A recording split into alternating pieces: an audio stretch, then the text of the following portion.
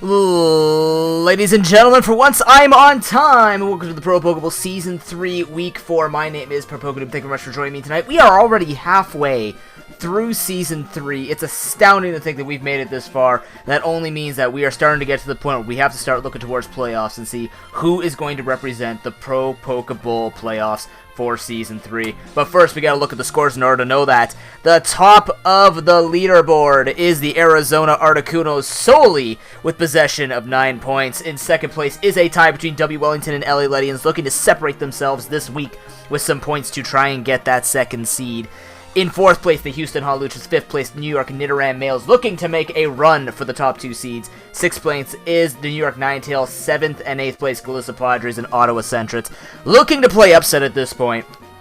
We've talked about this many times before with what comes with these points. Generally speaking, by after halfway through the tournament season, we tend to see that the points kind of don't change, and most times it either becomes play for the top, or becomes play to upset others from making it to the top. So we'll have to see what people could do at this time. But the nice thing about this is, I don't know what I just did. I ruined the music.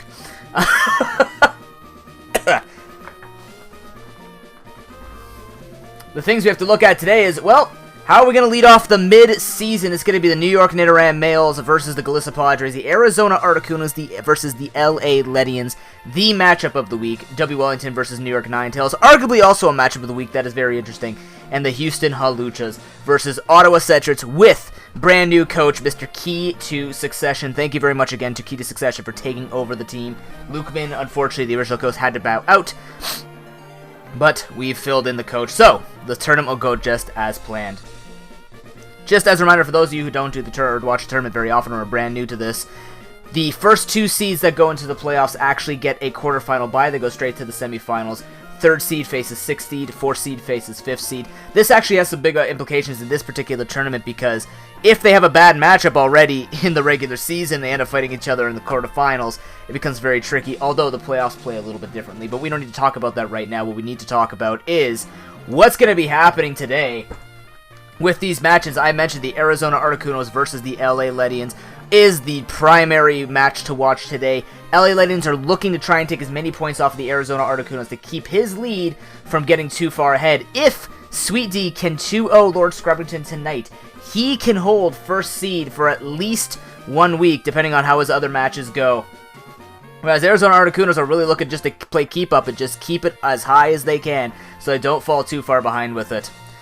So we'll have to see what's going to be going on with that. The other one I want to take a look at is W. Wellington versus New York Ninetales. W. Wellington putting up a phenomenal performance this season so far, and I'm very excited to see what's going to be going on with the New York Ninetales. I believe they do have some great potential to try and make it into a better seed for themselves. They still aren't that far behind. It just takes a couple of 2-0s, a little bit of luck, but in terms of how other people do. But either way, we'll have to see what we can do. The idea really here is to stay in the top 6, so if you tend to look at it, let's just take a quick look at this.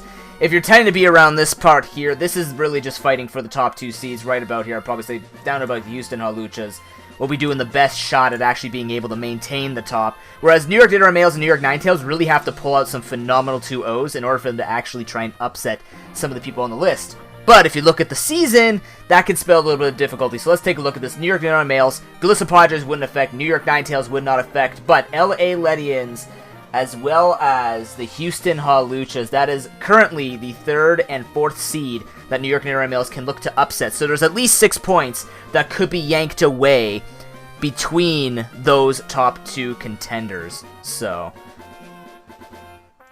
I'll do that for you in a second, Frank. So New York Nidoran Males, New York Ninetales really looking to do that. With the Ninetales, however, let's take a look at his schedule for the next 4 weeks. W. Wellington will affect, New York Nidoran Males will affect. That's a big one, actually, next week if they're going to be doing that. Galissa Padres and Ottawa Centrets. So really, there is a lot of onus on the New York Ninetales to really get those points tonight by 2-0ing Ivan, or at least taking a point off of Ivan, because if he doesn't get as many points as possible at this point, fighting the lower end of the bracket will not get him up unless he's actually able to boost himself. But he has no control over him yanking points away from the top. Whereas New York Nidoran Males are facing LA Legends and Houston Lucha. So there's a chance for the males to try and boost themselves as much as they can. You kind of have to rely on each other, actually. Two New York teams trying to rely on each other to see how well they do. So we'll see how it goes from there. Tonight's match, we are actually going to start off with, if Inert Fury is here, we are actually going to start with the Houston Luchas versus the Ottawa Centrets. Last week, we basically said that Frank was going to be coming in as Mr. Key to Succession. Unfortunately, we don't know much about his playstyle. We saw him play 1 week, and he is taking over a team that he is not necessarily have built himself. So as a result, it's going to be interesting to see what he could do. To be honest, I don't expect much coming out of this week. I'm really just expecting kind of a quick sort of game, I suppose. But then again, that's also partially because, not that I don't trust Key to Succession with being able to do well. We've seen the Houston Luchas literally run face with the same 6 pokes and just do so well with it. You can actually start taking a look at the usage stats here for the Pokemon and seeing what Pokemon have been the most successful. For Inert Fury, it has been the Rotom Heat, the Sableye, the Milotic, and the Weavile, mixed with the defensive mons of Rhydon, sometimes bringing in that Celebi. And making just good use of those Pokemon and knowing when to use them. For Key to Succession, well, he liked to play the hyper-aggressive style. He definitely took what the New York Ninetales had before and turned that hyper-aggressive strategy into a pure all-in strat. Can he do it with this team? Arguably, yes. But we have always congratulated the Ottawa Centrets for having this nice synergy, right, that would work without Team Builder and things like this, but it does have some good Pokemon on it. I'm really excited to see what Key to Succession could do for this, so that will be the first match tonight. If you guys would like to load up on Showdown, again, I'd just like to remind all of you, in case you do not come out for other content on the channel, but you do come out for here, thank you very much for joining us tonight. There is a donation thing right over there for you to take a look at. It is to support the Extra Life Foundation. Help me grab some equipment so that I could do a marathon going on from number 3rd to the 5th. We might do something Showdown related, and that would help if we could have a webcam going with that. So any donations would be greatly appreciated. All money that is not used from that donation ticker will be put directly towards Extra Life. I'm not using any of this for my own personal gains. So we're going to go for there. We're going to wait for... Oh no! Where is the screen? Got him. We're just going to wait for those two to load up. We're going to get into this match. I mean, Inert Fury, I'm pretty sure, knows how to handle the aggression. Is just going to be able to take it as far as he wants with this. So not particularly expecting an upset per se, but I am certainly expecting some interesting games, because the nice thing about Key to Succession coming in, the nice thing about, oh hey, hey Key, thanks very much for the subscription, man. Fellow noob, appreciate your support, friend. Of course, he is abusing September, half off, by the way. Thank you very much, sir. Definitely appreciate that support.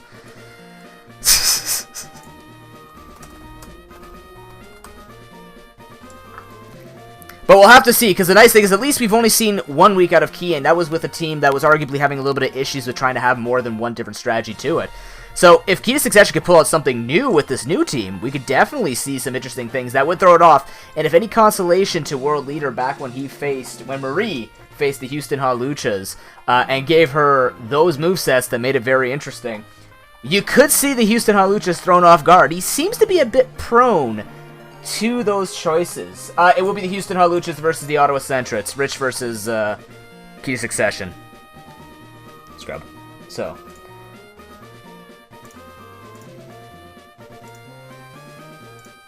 Once they get into the match, we will get going on it.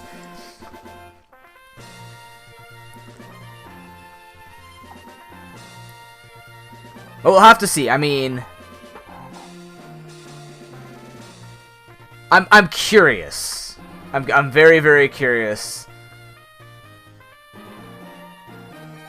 about what's going to be going on with this. We're going to give more attention, obviously, to the other matches. I mean, this is almost like week 1, where you're trying to do the battles, and it's just, there's not much to say. It's just, there's not much analysis. One thing I can say is I'm excited to see how far Inert Fury can go in this tournament. He has, unfortunately, fallen down to that 4th seed, but he could still try and make his way up there. It's just a matter of trying to grab as many points as possible. If I actually take a look at his... Let's take a look at his things, see what's going on here. Arizona Articuno's W. Wellington, New York Nidoran Male. So he actually has the opportunity to try and boost himself off a couple of the higher end. He's got 1st and 2nd seed right now. He can boost himself off in the next couple of weeks. So we'll have to see if he can actually do it. That would be a great boon for him, and actually grabbing 1 or 3 points tonight would be the best for him at the moment.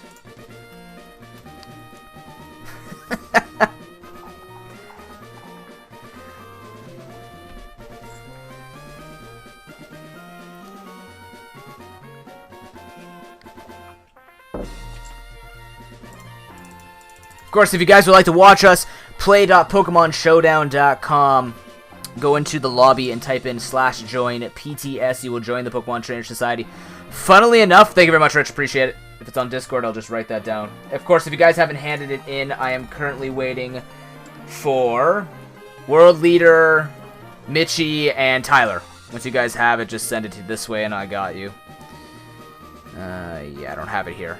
So if you sent it, just let me know it's on Discord, and I'll do it. World Leader's here? Perfect. He's probably just listening in to see when his turn is. Alright, when you guys are ready, let's get it going. But yes, you guys would like to watch /join PTS. It was funny, they were actually saying last week that they were questioning who these people were that were coming in, and they want to know where we're coming from. We gotta let them know, ladies and gentlemen. It's for the ProPokeBowl. We have started Week 4, match number 1 between Key to Succession and the Ottawa Senators on the close side versus the Los Luchadores. That was terrible, I apologize. Houston Hawluchas on the far side. Let's take a look at these teams. Never mind, we don't have enough time. Sneasel versus Sableye. Let's take a look at what the Ottawa Senators have brought this week. Definitely some actual power coming behind there with a nice defensive core between Rhyperior and Togekiss. So, curious to see what that Gyarados is actually going to be bringing. Thanks, Mitchie. So let's see what's going on. On the other side of Houston, that just makes so much sense. It just looks too easy, really. It's the standard comp. Brings the Miltank out, actually, kind of bringing a little bit of Sap Sipper love, maybe to prevent that Superior. I can't remember if his team had the Superior or not. Gotta look at it again.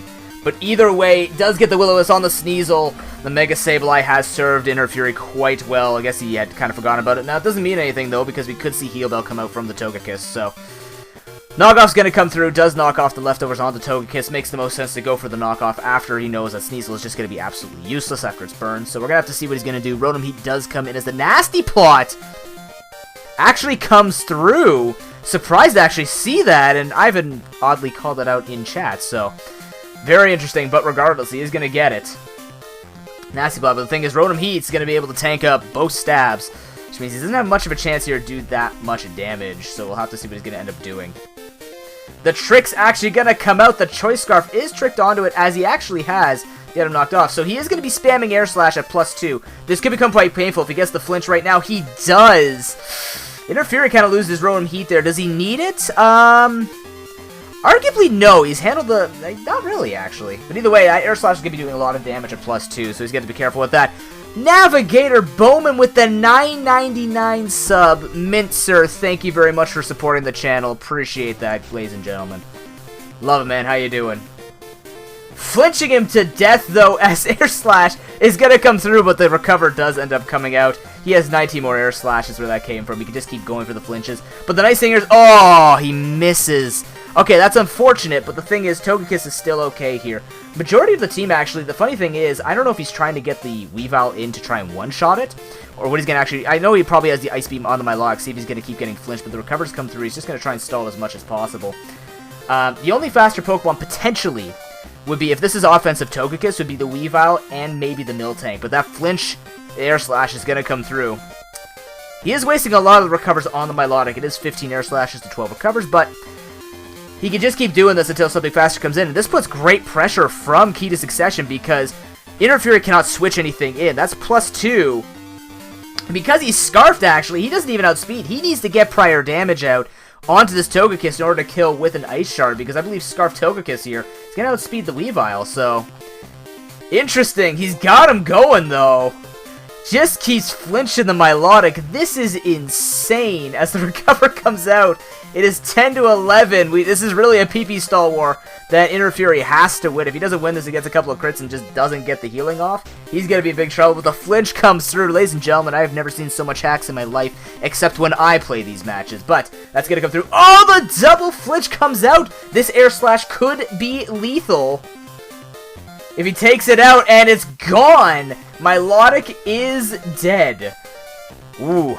That's a big deal, actually. Milotic was a good wall to any type of offensive Gyarados or the Sneasel. So now Weavile has to come and go for the air. I don't know if, I would think Ice Shard from there Jamanded. No, it doesn't. The Air Slash comes through. That's a lot of damage on the Weavile. However, that does help a little bit because, who knows, maybe a crit Ice Shard could kill from the Sneasel now. Considering that, but he is going to make the switch anyways into the Gyarados instead. I like this play because he most likely knows that he's locked in, so the Gyarados is going to be coming out. I'd be surprised if he actually switched up between items here because Choice Band seems to be the choice. But we see Supersonic Sky Strike come out and just barely miss the kill on the Sableye. Flyinium Z Gyarados. Good to know for the future. However, I believe this Gyarados should outspeed and be able to kill with Waterfall. But that was a nice... well, he had to switch out anyways, but I guess that is the Pokemon to take it. If it was Celebi, that thing was dead. Miltank, I don't know. I don't think of even Miltank unless it's defensive. Either way, though, this Gyarados has Flyinium Z, so we don't know actually what it's going to be carrying in terms of movesets. But we do know that if it's flying move, it's most likely Bounce.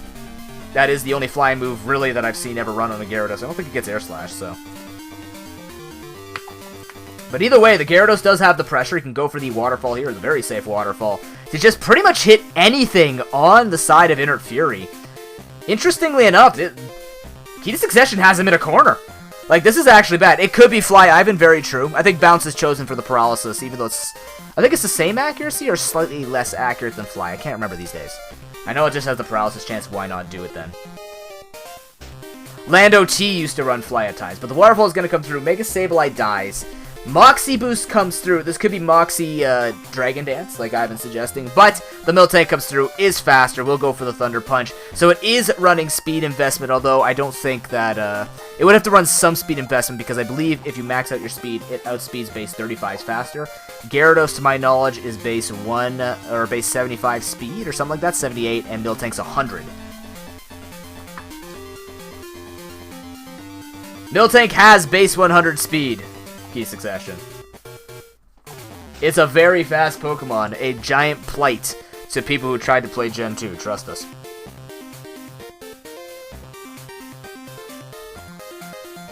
Rhyperior does end up coming in.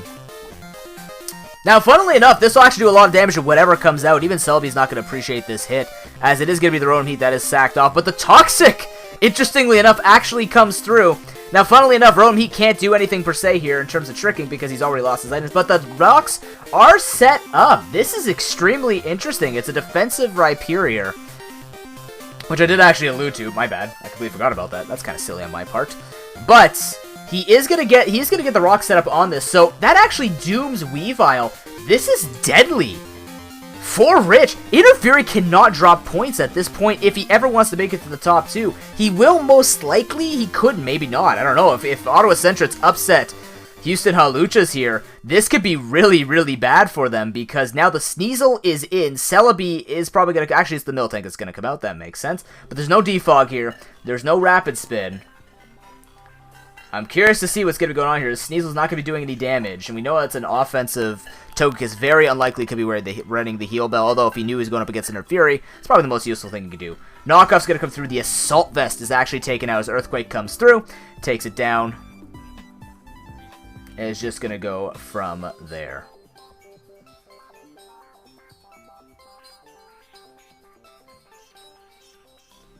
Togekiss is going to come out now. Won't outspeed, though. Actually, it is Scarfed. He could just start going for Paraflinching here. Or not even Paraflinching, just Flinch Hacks. Because he will be faster than that Miltank. Which is most likely what he's going to do, and he still has 6 Air Slashes. That Weavile's dead. He could try and fodder off the Weavile to waste one.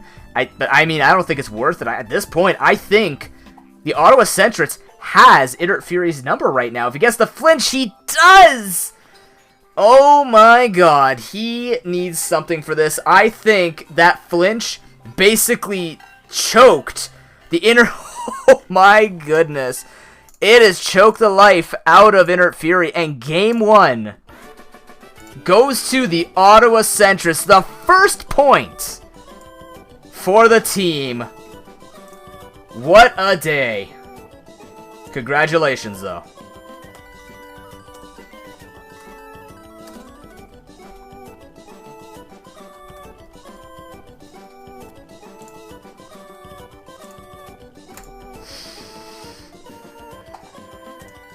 You did it indeed, Frank. That is extremely scary. Not because I didn't believe in you, but first of all, there were some mighty hacks that you got on your hands, but when you get to pick up Togekiss like that, Togekiss is a giant threat for just one of those reasons with Serene Grace. However, I do think that choice in that thing was bad for him because the Flinch just ended up getting him. Of course, you assume that the hacks might not happen that much, and as a result, you'd expect just to be able to recover stall. With Milotic. But the thing is, after all that hacks, he had no Pokemon left, and then that Rhyperior just got the perfect setup on that Rotom Heat. Very well played, actually, by the Toxic to be able to stall for enough time to get the Rotom Heat dead so you can make a switch. At the same time, get the rocks up and dooming that Weavile. Major implications on the points here because the Ottawa Centrics can now try and squeeze their way into the top 6, hopefully, depending on how well New York Ninetales does. And they are watching very closly tonight because dropping another game to, if Inert Fury drops another game to Key to Succession and the Ottawa Centrics, New York Ninetales got to be careful because their points are now on the line. What does he do? I don't know if anything actually switches up, to be perfectly honest with you. I think the Miltank was fine and all this stuff, but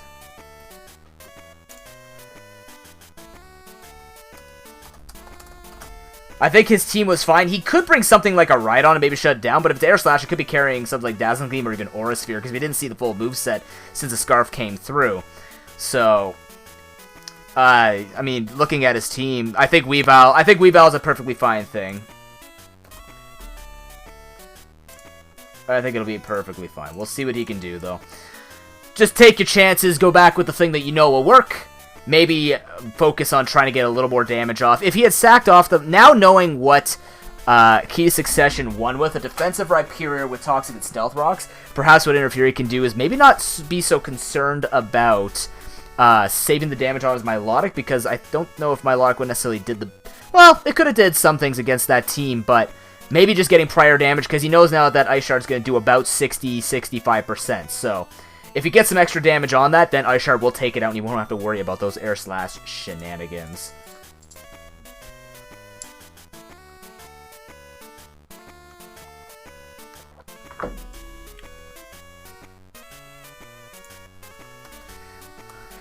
Drac, good to see you tonight. This is the ProPokeBowl. We run this on the channel. This is for Pokemon Showdown players. That was a good game. No, absolutely, Frank. Very well played. I really like that Rhyperior play. You definitely got him with the Toxic Stealth Rock combination to set up that perfect trap for the Weavile. That is a big upset, for sure. Well deserved, though. This is the ProPokeBowl. We do a mixed OU draft tournament, Drac, so we do it fairly often, so don't worry about it. Season 4 will probably be in a half a year and stuff like that. I say fairly often. 2 a year is pretty, it's pretty often, believe it or not, so... Thank you very much for everyone who supports it. XDeadDeda. Thank you very much for the follow. Appreciate it. That is how you start off the week. And like I said, this is halfway through the season now. Points definitely start mattering because, I mean, points based on the point system that we have, 3 for a 2-0, 1 point to each of them for a 1-1. Like, just the way that I think. It's just 2 games, Frank. But just the way you think about it, technically, because if you start falling behind 3 points at a time, you will just not have a chance to ever make it to that top ranking, or make it to a higher ranking. But when you start looking at your other opponents, you start seeing, well, like we just pointed out, New York Nidoran males can start taking out a couple of the top contenders, try and take points away from them, and kind of slow down their lead. It has a better chance at you waiting for other people to take points away at the same time, like the Ottawa Centrics just did. Which has enormous implications, so... It's all on Inert Fury in this game, too. He's got to get at least 1 point if he wants to stand a chance at even looking for the top 2. If he's just conceding it and says, I'll take the 1 point, and then try and do better in the future weeks, he might just have to do that.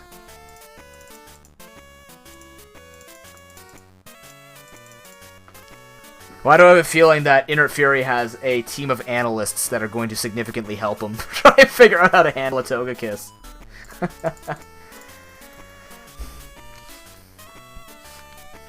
Oddly enough, though, I mean, whether it was by accident or on purpose, Key to Succession going for that nasty plot and then immediately going for an attack, potentially expecting a trick, was very good on his part, because if he didn't even expect it, that still helped him out, because now he had that air slash pressure that just happens to be getting flinches on things and just does a lot of damage, so...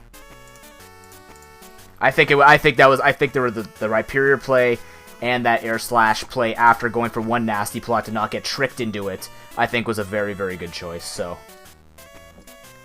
definitely enjoying that.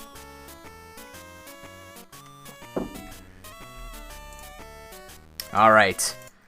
But we are into game number 2, ladies and gentlemen. Ottawa Centrets up 1-0. Can Inner Fury bring it back with the exact same team? But it is actually key to succession to switch up his team to bring out the Delmise, the Quillfish, and the Volcarona. Very interesting. Rhyperior is going to lead off with the Sableye. Hopefully he didn't go for anything because it's going to get bounced, magic bounce from the Sableye, plus the Willow Miss. Unfortunate, but he is still going to get the rocks up.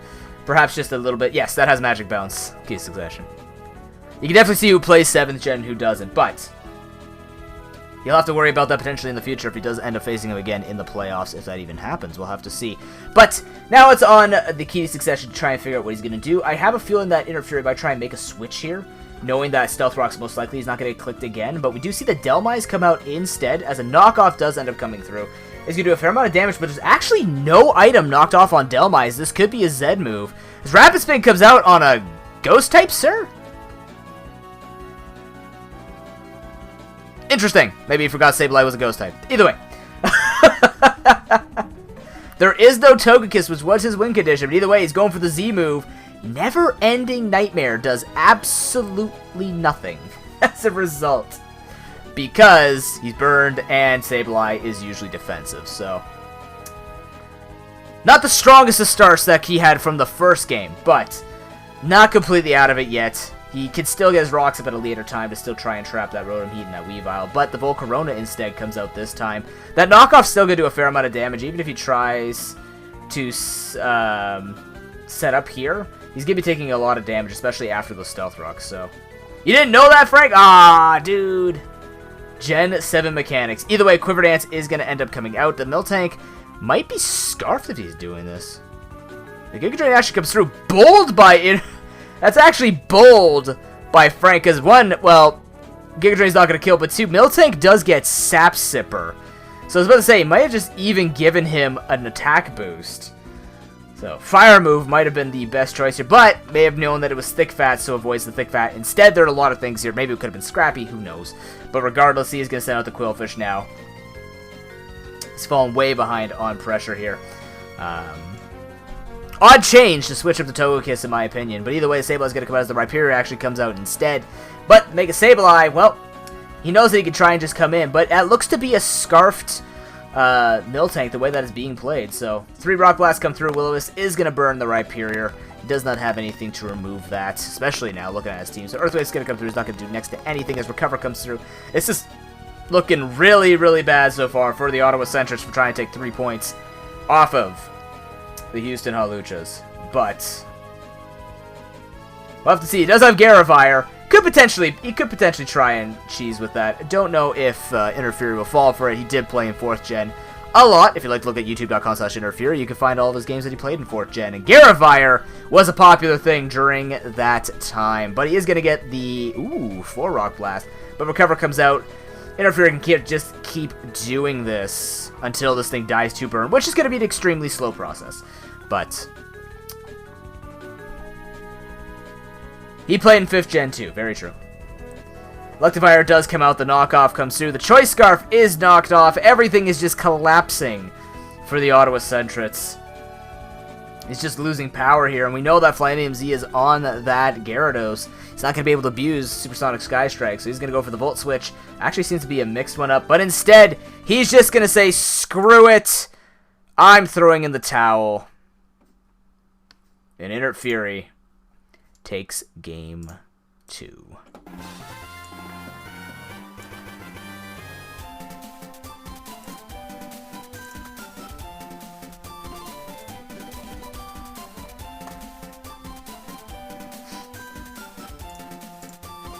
Yeah, it's 1 Z move, Frank. Let's update these points right here.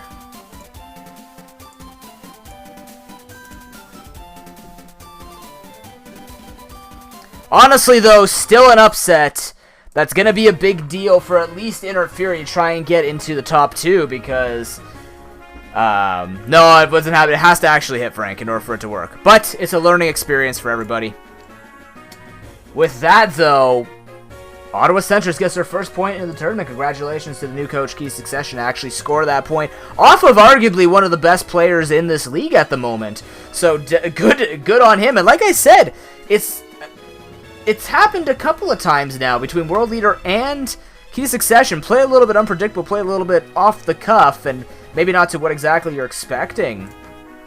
And all of a sudden, you give up a point here, you give up a point there, your chances of getting higher and higher in the rankings is just not going to happen. It's either top 2 or top 6 that matters. Right now, so far, Inner Fury is looking just at the top 6 because he's going to be only gaining 1 point after this week. But regardless, I do think the Togekiss was extremely important to the Ottawa Senators trying to succeed. Houston Haluchas, as I mentioned, I don't think they had to switch anything up, and they didn't, which makes complete sense because nothing was really required. So, as a result, it's just kind of like, just let that happen. It's going to be going from there. So, either way, I don't think that Miltank was actually Scarf now that I think about it, because otherwise he wouldn't have conceded to the Togekiss in Game 1. But regardless, we'll have to see what he's going to be able to do with it next week. But I'm really excited to see the Ottawa Senators try and show a little bit more life than what we saw before with Lukeman. Not saying he didn't play well, but it's going to be a change to the team, which is going to put a shock to kind of how people play. And as much as Key might bash himself on his play, that was pretty standard play. I don't think it was necessarily anything bad, just some slight mess-ups on the mechanics of moves and things like that, and some 7th gen mechanics. So, good on you, Frank. I definitely like it. Fair enough. Nothing wrong with that. This tournament is all about the winning. Is all about, not just about the winning. I just said all about the winning. That's terrible of me. It can be about the fun sometimes. All right, ladies and gentlemen, let's get the next match going. Let's do W. Wellington versus the New York Ninetales. One of those matchups that I do want to take a look at. Ivan versus Mitch with numbers. I'm very curious to see what's going to be going on between these two, because I do want to see the battle that's going to be going. That's just going to be happening between this. And honestly, if we look at last week's performances, because I meant to do that before I called out those names, W. Wellington handily took down World Leader, although it was without a little bit of concern that, again, World Leader almost took a point away from him and almost cost him that Game 1. But in the end, he was able to pull it out at the same time. New York Ninetales coming off a loss of a week to the Arizona Articunos. Can I say expected? Not necessarily, but can I say that he had nothing to handle the Conkeldurr or even the Feraligatr? The answer is absolutely. And if we see that type of thing coming on, well, Wellington has a Terrakion and a Manaphy, not a Feraligatr or Conkeldurr. These things are faster and can sweep even harder, arguably, than a Guts Flame Orb Conkeldurr. So we're really going to have to see what's going to be going on here. Did I put the wrong New York there? Whoa, 1 second. What did I do? Ha! I mixed up the, I mixed these guys up. Get over here. Bam. I put the 2 New York teams with the wrong teams. You know what sucks, though, is Google Excel, like Google Docs Excel, lags a lot, so it makes it difficult for me to do this. Is Mitch not here yet? Oh my god. World Leader is here, but don't know if he's necessarily in condition to battle yet, so. Night Timus and Eyes Renegade, thank you very much for the follows. Appreciate it, friends. I am a ref. Actually, I am a soccer ref, Drac. I used to be a soccer ref. Hey, there he is, Mitch. You're up, man. We're good to go. But let's take a look at the actual Mitch team, because they're both New York and they're both Mitches, so this becomes quite complicated. So we actually have to talk about a couple of trades. I completely forgot to go over this, but the Arizona Articunos actually traded out Minior for Relicanth this week, as well as Galissa Padres made a nice change. They switched out the Lycanroc, which was a bit of a surprise, for the Vileplume, actually, that Mitchie dropped. So putting that to good use with the Vileplume is definitely going to help him build a little bit more of a defensive team. But right now we're talking about Mitch with numbers versus Wellington. I'm really afraid for Mitch, because I don't know if he can get through an even harder sweeper of Manaphy and Terrakion. And we saw the issues that he had with DD Feraligatr and the Guts Conkeldurr. So He does have this Alolan Golem. It's not going to necessarily help him in this match. Actually, it could, because it could be super effective against both of them. But, well, just with Earthquake on the Tracheon, I suppose, but... I do feel like Quagsire is going to have a lot of play here. He could either bring it as Water Absorb to handle the Manaphy, or he could bring it as the Unaware to handle both of them. So it could be a little bit of a switch up there. I also think that Serperior should have a lot of fun here. If he actually goes with something like a Scarf Serperior, it might sound a little weird, but the contrary in Scarf, it does mean that Serperior can outspeed the likes of Ivan's Sweeper. So I'm kind of curious if he's actually going to do that. No problem, Orb Leader. Keep going with it. How you doing, Lukman? Your team has a point, friend. New coach comes in, and in your name takes the first point off of Inert Fury of all people.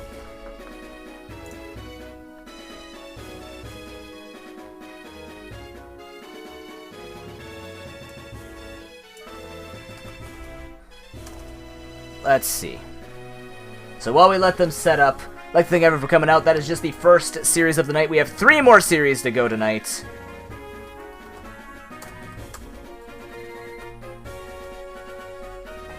In the meantime, I'm still waiting for Scrubbington. I believe, Mitchie, I need your Pokepaste, and World Leader's still trying to grab us. I can't remember if you guys said where they are, but if you could send them to me, that would be great. Actually, I could check Discord right here. If you guys haven't checked Discord, definitely do so. You can do exclamation Discord and join that for us. Thank you to all who have joined it. It's made a wonderful community already out of it. So, there we go. Scrubbington's got his. I actually have Discord open. I just realized that. So, let's just grab all of these right now. Oh, I still need Mitchie's, so.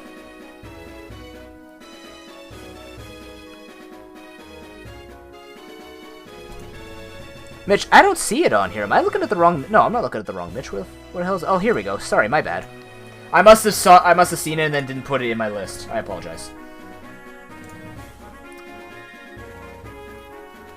No, I got it on Discord. I'm surprised it's actually running with the stream on, so that's a nice thing at least. Let's refocus onto this battle, though. With Ivan going here, I really want to know, like, because knowing that Serperior could be an issue for Ivan, what is he going to bring with it? Looking at his team right now, he does have Florge. I'm surprised, actually, Florge hasn't gotten more use, but I guess against the people that he has been playing, Florge hasn't been as useful as what he's been doing with the Donphan mixed with the natural bulk of the Manaphy. But Donphan and Goodra seems to be what he's been switching between versus Donphan and Florge. So, I'm kind of... How you doing, gamer? I'm kind of curious to see what type of defensive core he's going to be bringing. I would expect Goodra, just because it would be HP Fire most times on a Serperior, but it could be HP Ice knowing that, so... A couple of Mind Games could come in here. Ivan, when you're ready, friends, and Mitch, we'll get into the second series of the night between W. Wellington and the New York Ninetales. You people harassing the viewer, stop it.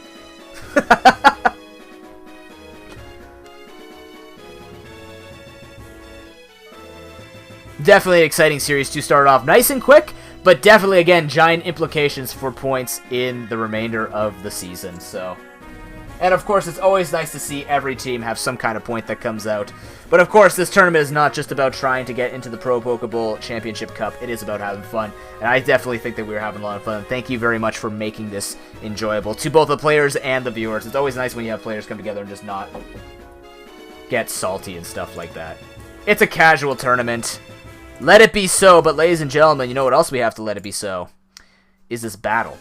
Because we're into it, courtesy of Nathan Smith 123 with the music, between W. Wellington on the far side and the New York Ninetales on the close side. Let's see what's going to be going. Let's take a look at these teams. The Alolan Golem actually is coming out, which can technically have the super effectiveness against both the Manaphy and the Tracheon, but instead we see the Shaman come in instead. Well, I said that already. But we do see the Florge Donphan, so Florge actually being chosen just more as a special defensive Pokemon.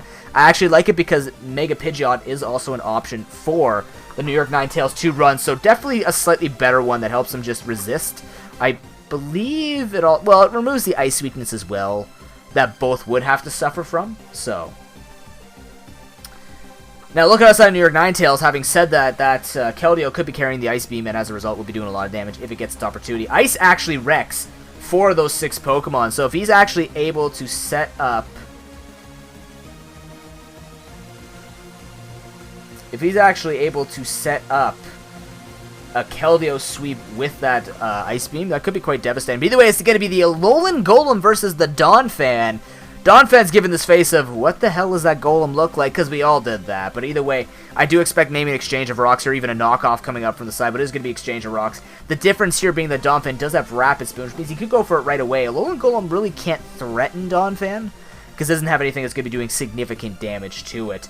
He also has to be afraid that if an Earthquake comes out, that's going to do 4 times super effective to the Golem. So, even pretty ballsy there for Mitch to stay in and even risk that. He could go into Araquanid to try and soak it up. Could also go into Serperior and start going to town with Contrary Leaf Storm. Could even go into the Pidgeot, but he is going to actually just end up going into the Pidgeot. Hey, look at that. On the Earthquake, interesting, Ivan does not end up going for the spin. Interesting choice just because I would expect him to make the switch, but even then, the Alolan Golem cannot touch the Donphan, so it makes the most sense to try and get rid of the rocks, but regardless, he opts to go for the attack and fails the Mind Game. He does have Ice Shard potentially on this Donphan, which would do a lot of damage. And Pidgeot with Hurricane's going to do a little bit of damage, but not significant amounts, per se, because Donphan just has a lot of HP naturally, so. It is going to Mega Up. I was extremely mistaken. But a Rock Slide actually ends up coming through. It almost takes out the Pidgeot. Never mind, Donphan took that like it was, you know, like a punch to the nuts. That was a lot of damage. I didn't expect that much. I expected maybe 60% something like that, not 81. But the confusion does get broken through. Ends up going for Rock Slide on his Donphan, a very interesting choice. Which means that if he's carrying Rapid Spin, he does have that coverage. But Roost will help him resist those Rock Slides. I was just about to say that. He can keep going for Roost here. Unless Ivan predicts the next Roost and ends up going for Earthquake. That could be an interesting play that would come out. As long as he doesn't get Confuse Hacks for it. But that Roost coming in, he just needs to get one more so he can at least get 25%. Try and come in a little bit later, try and do some work. Do have to be careful, though, because that could be a Scarf Helix. Could also be a Scarf Shaman. So, even a Scarf Nidoking. There are a lot of options for the team. Hell, it could be a Scarf Terrakion. But regardless, he ends up breaking through. Does go for the Earthquake. Well, he saw that one coming and just takes out the Mega Pidgeot. Says, thanks for playing. Get that bird out of here. But either way, he is going to be taken down with that. So now he's in a bad spot. This Donphan's already caused him a little bit of issues. But again, he does have that Superior. He can just start spamming. It doesn't matter how much special defense you have. +2, +4 stab Leaf Storms. Going to be doing a lot of damage to any special defensive wall.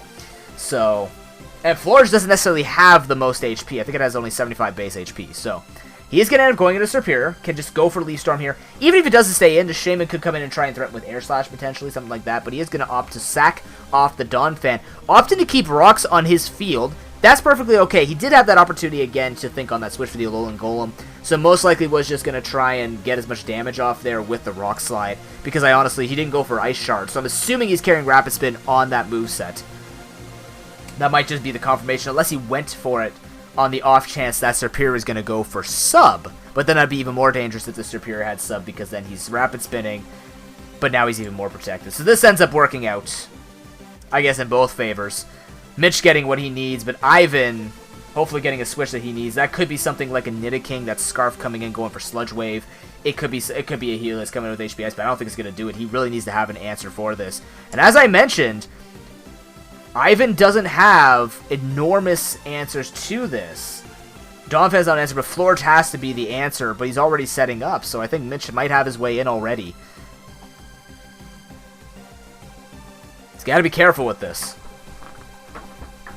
Of course, if you guys would like to jump in and watch the battle live, you can click on the links that are posted in channel. Thank you very much to my mods, and for the players who are just posting the games. I haven't been doing it, but I'm very much appreciated that you guys do it, so thank you for that.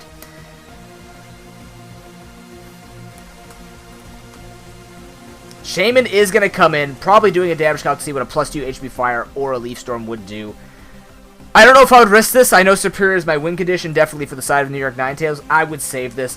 Just go into something like Araquanid, or even Alolan Golem, just kind of sack it off at this point. It's not going to be doing him any good, except against Heliolisk, I guess. Maybe even the Florge, but other than that,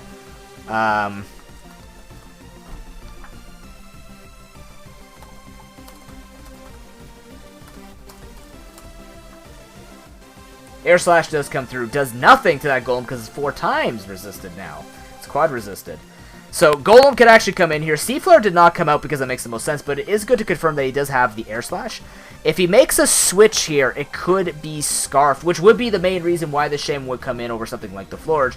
But like we said, he does need some kind of answer, and Shaman would have that answer for the Superior. That would actually do a lot of damage to Superior. It's not the bulkiest Pokemon either, so. And I'm not talking like Hurricane on Donphan bulky. I'm talking legitimately it wouldn't take that much damage. Like, it's actually going to hurt the way that I would imagine. At least 55-60%, something like that. That would make sense to me. Earth Power! That is not Scarf, but that's going to wreck the Alolan Golem. But as I mentioned, it makes the most sense. Not going to get much value to him because he doesn't have the ground type, so he doesn't stop Heliolisk in its tracks. So, most fodderable. But now, we've seen Earth Power and Air Slash, so we haven't seen what item is on this. We don't see a Life Orb. We don't see it's not a choice item. It could be something like an Assault Vest, but a Rakwind could come in.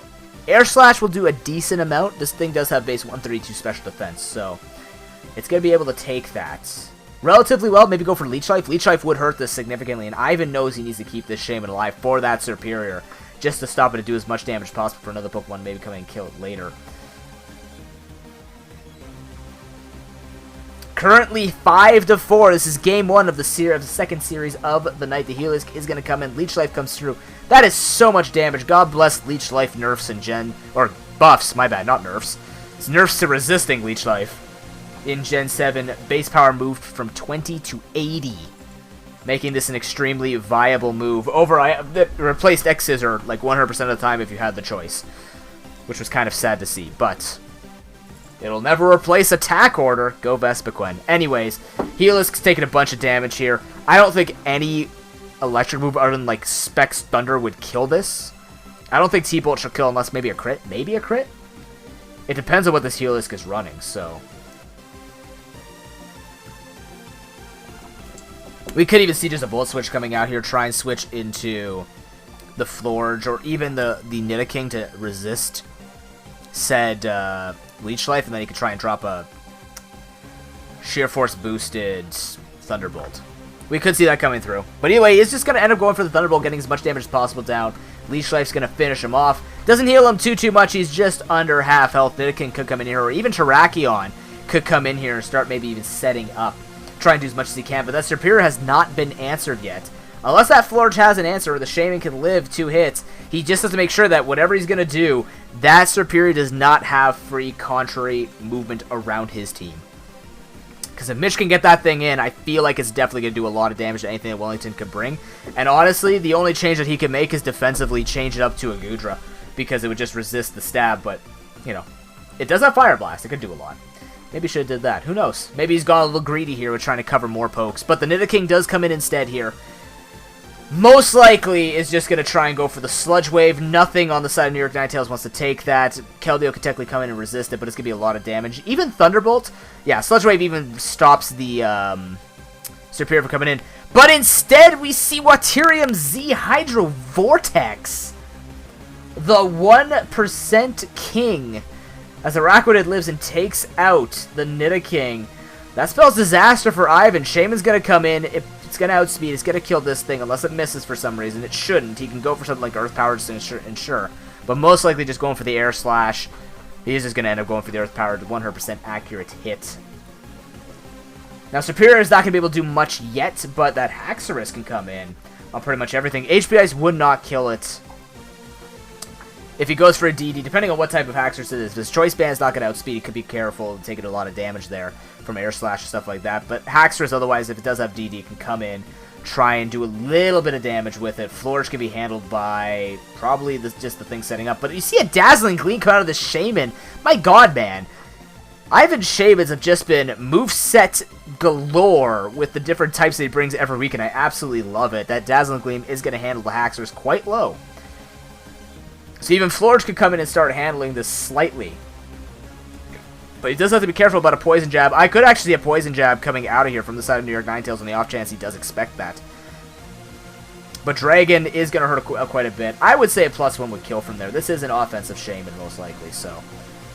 Yep, Poison Jab comes through. Does get the crit. Probably did not matter. It is going to take him out. Ivan is now down 3-2. He needs an answer for that Superior. And if that Florge is not staying alive long enough, he's going to be in big trouble because that Serperior is just going to get stronger and stronger every single time. It has to be the Terrakion that comes out now. Has to be the answer. He's not going to be able to take an Earthquake, maybe? I don't think he can. Could even at this point go for something like the Drag. He could go for the Outrage, he could go for the Dragon Claw, reveal that, because then he has Keldeo that can weaken the Flourish, try and waste potential Synthesis on it, and then go into Serperior and just try and finish it off with the hits. Get it softened up as much as possible before he has to worry about potentially taking any extra Moonblast damage that would kill off the Serperior. So, New York Ninetales into position to win. He's just got to finish it through, but Ivan says, "Noob, you're an idiot. I got a Scarf Terrakion instead." Ends up going for close combat. This changes a few things, because now it depends on how much damage that Flourish can take from 2 special attackers, which is quite good. It will outspeed the Serperior. Does it kill from there? Does Ivan take the risk with the stab close combat? I think it could. And if that Keldeo's Scarfed, I'm pretty sure Flourish could just tank the hits, and Ivan might just take game 1 home, simply with the fact that he has a Scarf Terrakion instead of a setup one. Interesting. We'll have to see what he ends up doing. We'll have to see if the damage comes through and is able to finish off Serperior. But, you know, oh my god, did I called Scarf Serperior. I called Scarf Serperior, and what does he do? He brings Scarf Serperior, and ladies and gentlemen, off of Noob getting a move set correct and guessing an interesting little move set that New York Ninetales could bring to win, Game 1 is gonna go to the New York Ninetales. This apparently seems to be the night of the Titans falling, cause Lighten's down. Wow, he actually brought it.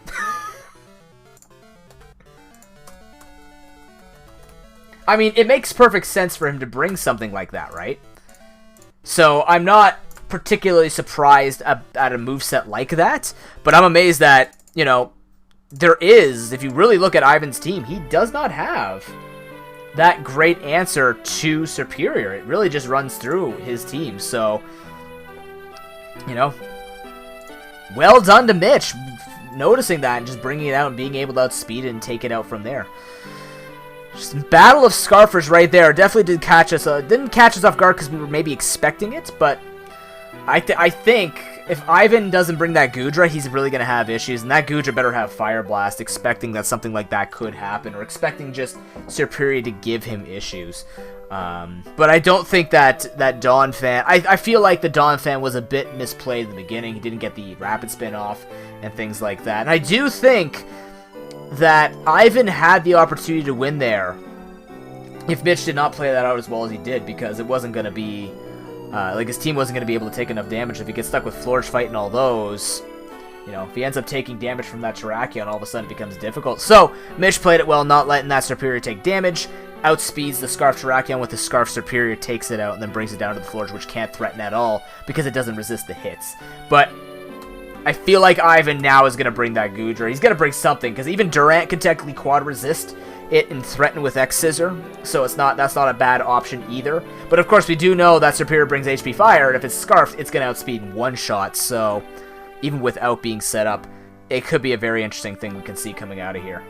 But we'll have to see. New York Ninetales up 1-0 right now. Can Ivan bring it back and not let his points fall either? Like I said, this is a very interesting week. Halfway always makes it interesting when it comes to the standings, because once you get to, once you start slipping a point here and there, people who are in 3rd or 4th seed start smelling blood and going for the top 2. And of course, the big one after this, or in a couple of matches anyway, is going to be Arizona Articunos versus the LA Ledians. That one has big implications for at least the Arizona Articunos, because now, if Ivan does get 2-0'd by the New York Ninetales, he'll be down 3 points, which means it's on Diego to even just grab a 1-1. Will bump him up into the top 2 and just keep him that far ahead from other people.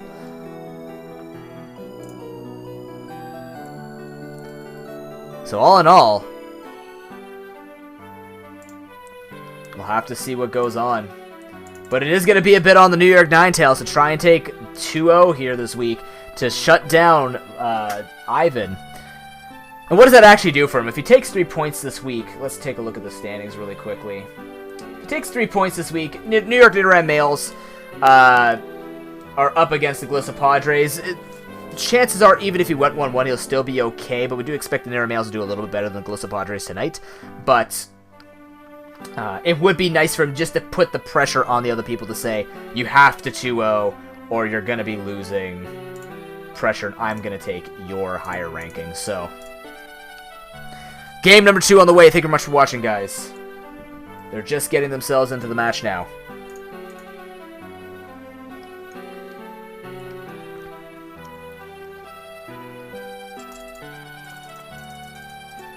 This tea is really good. Marie is the real MVP for suggesting to drink tea during the ProPokeBowl. Even though it's cold, my throat has not hurt for 4 weeks of the ProPokeBowl. It's astounding. I used to actually drink tea quite a bit, but just as it stands, I didn't actually it's not good for you. It steals your iron out of your body and stuff like that. It's more important for females than for males, but yeah, I just fell off from it, and now it's like, yeah, you know what? Once a week, not too bad. It's a vanilla flavor. Mom said I wouldn't love it. I don't mind it at all. It's quite tasty. Make a crazy prediction for this game. The only prediction I can make, Scrubbington, is that Ivan brings Goodra with Fire Blast to handle that Serperior, because I did get the Scarf set. Let's see. I did get that Scarf set.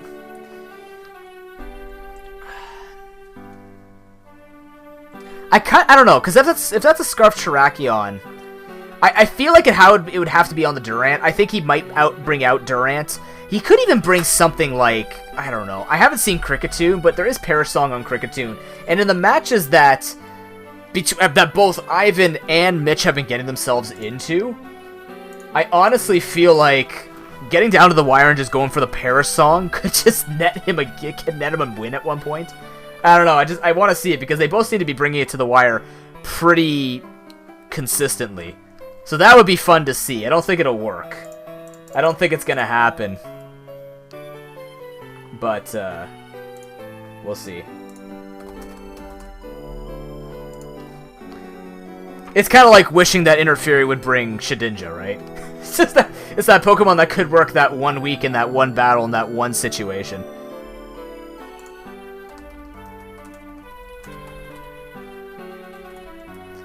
Ivan's just finalizing his substitutes, so we're not going to be too much longer. No big deal. As I've mentioned when we made up the rules, I didn't give anyone any restrictions on time limits for making substitutions.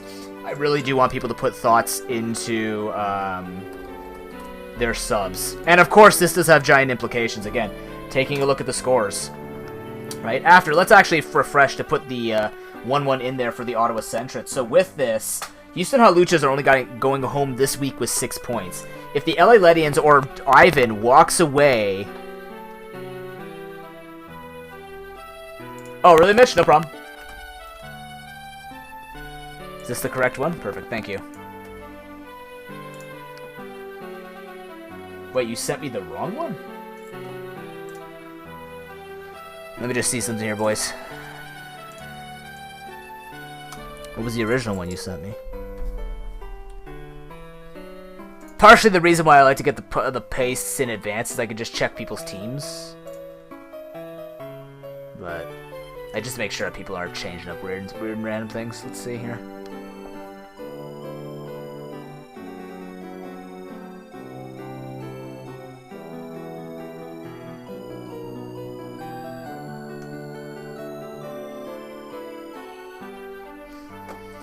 What did you send me before? 1 second here, guys. I just want to see if there's what changes. I don't expect you guys to cheat in this tournament anyways, but I should do it to practice either way. But taking a look at this... Oh, man, was I showing you all that stuff on stream? I was. It's great. What's the difference between these... I'm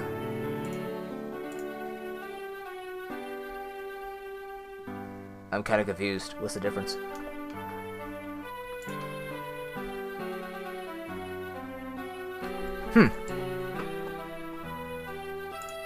Okay, well, either way, I don't see a change, so.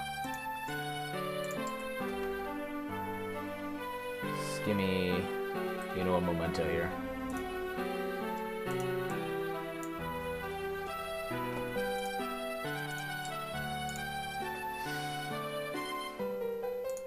But we'll take a look at those points after, because we gotta get into the games here, boys. We're kind of missing it. Oh, God, Noob's terrible. Noob's awful. Bad Noob. Get into the game, sir. There we go. That's what we need, ladies and gentlemen. Game number 2, New York Ninetales up 1-0. W. Wellington definitely needing that win. They are on the far side, looking to take it back. Indeed, the Gudra and the Manaphy actually come in this time. Whereas, do we see anything on the side of New York Ninetales change? Nope. Definitely not. Usually we'll see a change during the playoffs, but during the regular season, best of 2, series of 2, if it works out, why fix what ain't broke? But either way, it's going to be Lone Golem versus the Shaman. Ivan saying, I want a really strong start this time. And we tend to see this come out of Ivan. Definitely goes with the aggressive strat, seeing the setup poke, and then proceeding to try and put pressure on instantly. And it has worked out for him in the past. He has been able to win Game 2s like that pretty significantly. And it seems to only benefit him. His opponent doesn't necessarily get worse per se, but his opponent definitely just can kind of read that and know that, okay, it could be an aggressive lead. He's not going to go for his rocks right away, but generally speaking, you'll see Ivan play out the first match relatively safe, standard textbook, and now this time he's definitely going for an aggressive choice now that he knows what the New York Ninetales need to accomplish. So, the goal this time for Wellington is to definitely get the damage down on that Superior. He has the Gudra, so he's not that weak to Ice anymore, which we were trying to think about Ice Beam on the Keldeo. So he has a little bit more resistance to it. He's got 3 Pokemon weak to instead of 4, because he doesn't have, actually it's still, what? How did I get that wrong? What else did he have? What Pokemon did he just use that I forgot? He had a Donphan, never mind, yes. He's only got 3 Pokemon that are weak to Ice now, but the Araquanid is going to come in on the Earth Power. Oddly enough, we don't see the Sea Flare come through. Sea Flare would have done neutral damage to this, and it would have hit the Golem for super effective damage, if not killed it. I don't think Lone Golem is that fat. So, it definitely has a lot more defense than special defense, that's for sure. I think it only has like base 45 special defense or something stupid like that, so.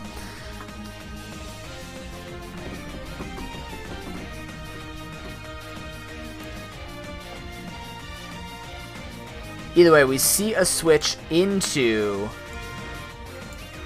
We see the switch into the Heliolisk as the Leech Life comes through, does a bunch of damage yet again. This Araquanid is quite threatening. It almost makes you feel like he has attack investment in it or something. But it just does a lot of damage. I don't think it does. I think it just has naturally good high attack, so... Ends up chunking out this Heliolisk yet again. We might just see the Thunderbolt into the kill, try and get it softened up again for something like the Shaman to come back in, go for Seed Flare. Or you might see just that Air Slash come out again, try and just kill it off. But we do remember the 1% hero from last time, but the Thunderbolt comes through this time. Golem doesn't have the ground typing, so that is going to hurt it this time. I see that is the issue for Ivan in this particular match, in this particular week anyways. How you doing today? Nidoking is going to come in on the Stealth Rock, extremely ballsy. That could have been an Earthquake flying through, but instead calls it, says, I'm going to go for the Earth Power now, you have to answer this. Could actually predict the Pidgeot and go for the Ice Beam. That could be a thing. He could also just go for... I think it's really between those. Does he go for the Ice Beam or does he go for the Earth Power? I don't think you can per se risk this. But I kind of want to say that, I mean, we saw it last time on the Donphan. He went out into the Pidgeot, and then he got caught out after the 2 Rock Slides going for Roost and then got hit with Earthquake. But he ended up going for the Earth Power. Good call by Ivan. Just plays it standard, says, I can't take that risk from dying to an Earthquake, so I'll just go for the safe play. If the Pidgeot comes in, I have Gudra. Or he even has Heliolisk to sack off, so. Because Heliolisk really isn't doing anything for him. But now, that Scarf Superior can kind of come in. And because rocks are not going to be removed, it's going to start chipping away on that Gudra, and that damage is going to hurt. If that's a Sap Sipper Gudra, though, you know what? I haven't actually loaded up his thing. If that's a Sap Sipper Gudra, this could have implications, because that could completely shut down. What's his name? It could completely shut down Mitch's chances of sweeping with that. But the Araquanid comes in. I completely forgot that it could even be Sap Sipper. Not just the fact that it resists it and it carries Fire Blast. But it could definitely resist it. So, we'll have to see. But the Araquanid comes out now. It can take everything pretty much well. Hey, congratulations, Icy. I hope to be able to say that soon as well. Sludge Wave comes through. That's a crit. Leech Life actually comes out. Mitch predicts a switch into maybe the Shaman, or maybe into the Helios just to take the Hydro Vortex, but instead he ends up staying in. Goes for the Sludge Wave.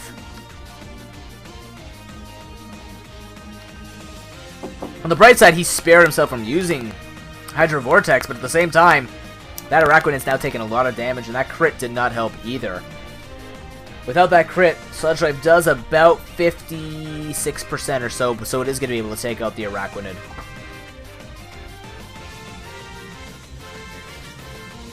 So that threat is handled, and Ivan still has all his Pokemon alive, so he's looking good so far. We still haven't seen the Superior answer. It hasn't shown up yet either, so he can't really answer it.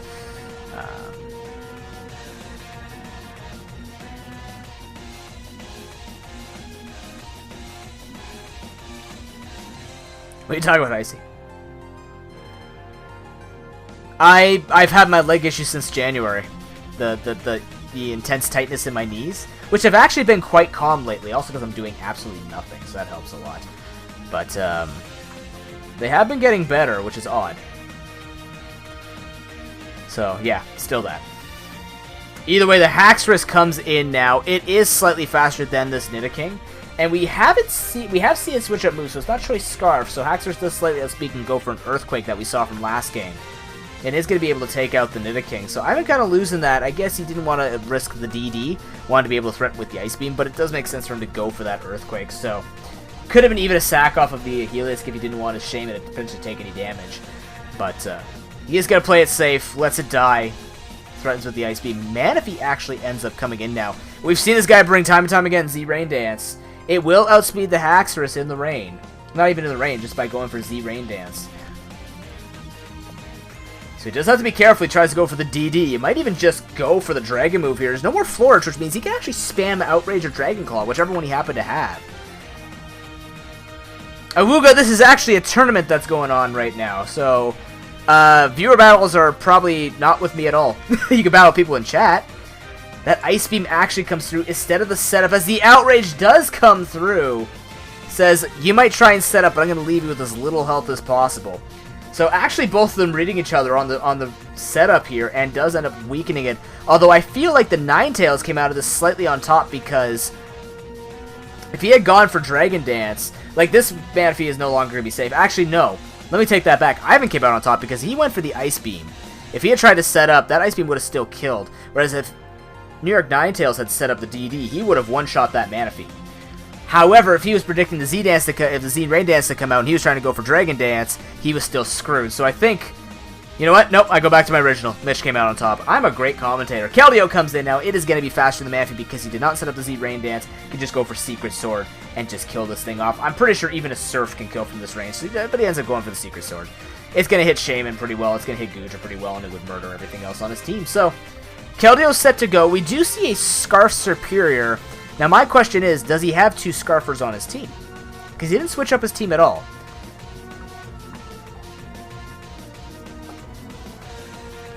Because if he has that Scarf Superior, which he should be fearing on the side of W. Wellington, at the same time as the Scarf Keldeo, this could spell even more damage, which means that Flourish would have been even better last game if he was able to handle the Superior better, but he had nothing for it. Mitch with the natural advantage. Cheerleaders saying, let's get 3-0.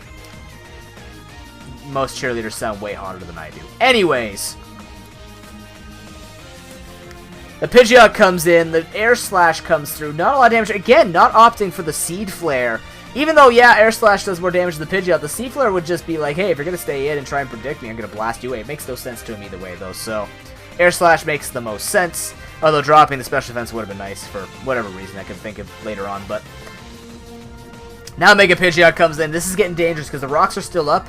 Goodra's going to take a lot of damage. He tries to switch in on this. He might have to end up sacrificing Heliolisk to get maybe Goodra in there safely. Because he can't switch in and take a Hurricane like that. It's just going to be way too much damage for him to handle. So it's on Wellington to figure out an answer. He ends up going into the Heliolisk to sack it off to the Mega Pidgeot. Now, one thing there that Mitch could have done, just out of, you know, hindsight, is he could have roosted and then gone for the kill, but it also means he can't outswitch his Terrakion He's going to be able to switch into a take the hit and potentially outspeed him with the Scarf, because we know that this thing has Scarf. So it's going to be going most likely for the Stone Edge. But you know what? I say go close combat. It'll kill Pidgeot from there, and it will hurt Serperior and Keldeo. So now that the Goodra is fully healthy, this stands a lot better chance for Ivan. He's going to put the pressure down. I'm pretty sure he has to go for the close combat here. It should kill Mega Pidgeot. If it doesn't, I'd be extremely surprised. Yeah. I'm sorry? Yes. Why? I'm going to have a break soon. Okay. You sure?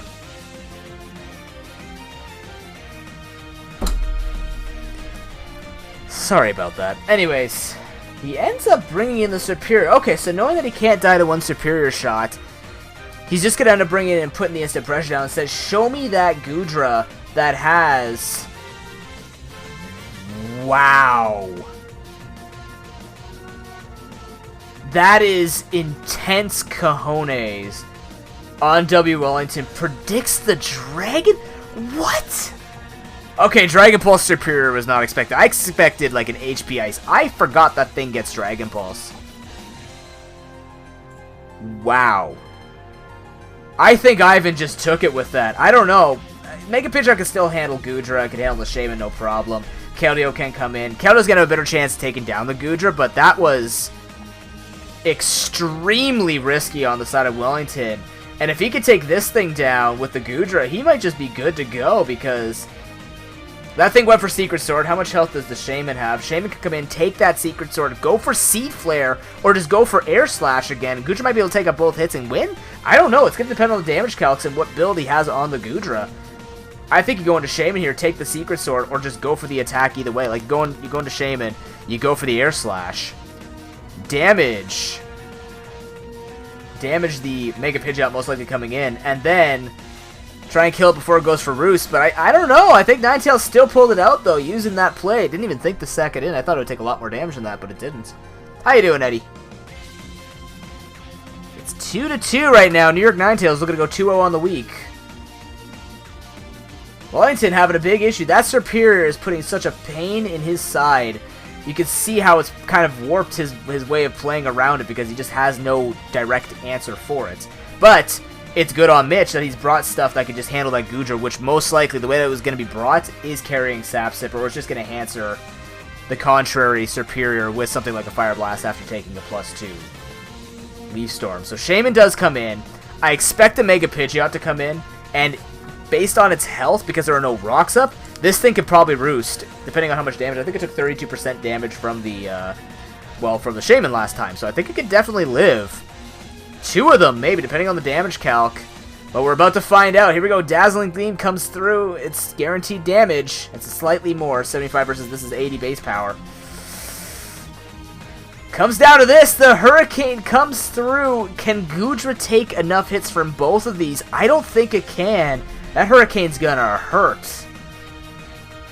And I think New York Ninetales are walking away with 3 points tonight. We'll see. That did actually nothing, actually. I'm surprised. Oh, the Confusion hacks, though. I think, based on that damage, he needed that. Because Goodra can most likely kill from there with the Dragon Pulse. And then Secret Sword, or even Ice Beam from there. That's going to seal the deal. Never mind, he's got Citrus Berry. Does he make it through? He does make it through. Goes for the Thunderbolt. It now comes down to this. Can Goodra actually take an Ice Beam from there? I don't know. It's not Assault Vest. This might be the nail in the coffin for the New York Ninetales. Comes down to this last spam. Does it end up killing? It ends up killing with Secret Sword. I don't need Ice Beam Noob. I'll finish them on that. And ladies and gentlemen, 2-0 on the week for the New York Ninetales.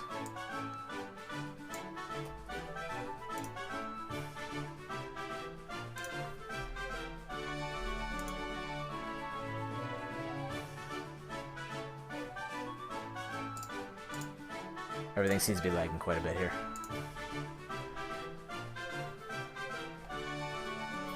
That thing could have been Specs, based on that damage. That does hit on the physical side, so that is something that I do forget quite often. But regardless, good call on him knowing, remembering that, because I kind of forgot that it actually does that. That it hits on the defense side instead of the special defense. But it is enough to take him out. So let's take a look at the score so far, halfway through the night of Week 4, halfway through the halfway of the season. After those 2 wins tonight, the bottom of the ladder showing a little bit of pressure here. So W. Wellington stuck at 7 points. With the Houston Haluchas moving up to 6 points with that 1-1 against the Ottawa Senators. But the Ottawa Senators taking that 1 point. New York Ninetales actually moving up to 4 points. That's going to drag Wellington. Yeah, that confusion really sucked, Ivan. But welcome to what got Mega Pidgeot banned in Gen 6. Or what it got weakened in Gen 6 anyways. It absolutely got him that game. Because I don't know how much damage it would matter, but I'm pretty sure it mattered after that Citrus Berry. Because I don't know how much that Secret Sword does, but it did 54, yep, so definitely mattered. But hey, that's Pokemon, man. That was a fantastic game, and it did come down to a bit of hacks. But regardless, I mean, Ottawa Centris won with hacks. Maybe it's just the bottom of the ladder tonight, cheesing the Titans. But with that, you see the New York Ninetales down here actually moving the way up a bit. This does make a little bit of implications to see what the New York Nidoran males do tonight. We are going to take a short break, though, before we get into our next 2 matches of the night, which will be the New York Nidoran males versus the Galissa Padres and the Arizona Articunos versus the LA Ledians. You are watching the Pro Pokeball Season 3. We'll be right back.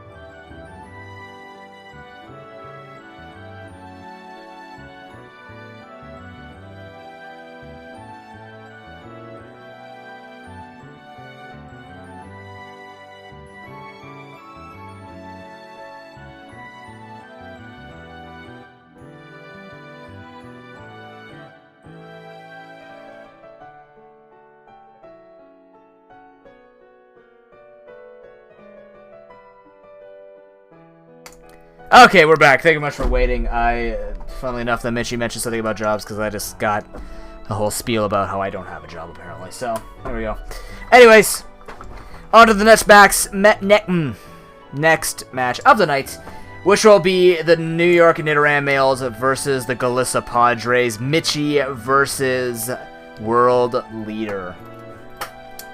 Last week, World Leader not having the greatest of times against Ivan, but actually pulled out okay, trying to make Ivan kind of squirm in Game 1 at the very least, but didn't get much done with there, whereas Mitchie W had a little bit of a equally awful time, except not having anything to really answer. Did he play? Who did he play last week? God damn it. I'm really bad at this, I'm sorry. No, I'm thinking the wrong one. You crushed Ottawa Centrets. Right. Either way. He had a much better week. I was thinking, like, wrong Mitch. Anyways. They had a much better week with what they were going to be going with, but it looks like they're already getting into a match. What the hell, guys? I can't even explain the teams? I guess not. They gotta work. That's cool. Let's do it. Game 1! Series 3 of the night between the Galissa Padres on the close side and New York Nidoran males on the far side. Let's take a look at the teams. World Leader sticking to that nice bulky combination that he has. We see New York Nidoran males definitely putting to good use the Dragology, seeing it a lot more. We actually see the Crocodile come out this time too, so that's going to do a lot of damage against the Claydol, the Slowbro, and the Gengar, so that's going to be nice. On top of that, I would like to point out the newest addition, the Vileplume coming in. Let's see what's going to be going on here. So it's going to be the C9 Doll versus Savage. I guess many ways to spell Savage. Either way. With a Claydol lead, I almost feel like it's going to be a Trick Room team, because we've seen Trick Room Gengar come out of World Leader before, so I'm kind of curious to see what he's going to be doing. But hey, this is up to Galissa Padres to try and take points away from New York Nidoran males. The more they can slow down the New York Nidoran males trying to keep themselves in the top 6, the better chance that he has of at least dragging them down with them, because at this point, Galissa Padres trying to claw their way up. New York Nidoran males are not at the highest amount of points right now, but we're going to see a Toxic come out from the Aloma Mola, whereas the Light Screen comes through with the Claydol. Definitely going to be going for dual screens. Might be something along the lines of the...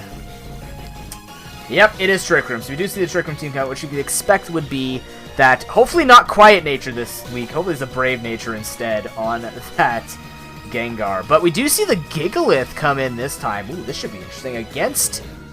He does get the special defense boost from the Sandstorm because he's a Rock type, as well as he has a Light Screen. So he's not going to be taking any damage from that... what's it called?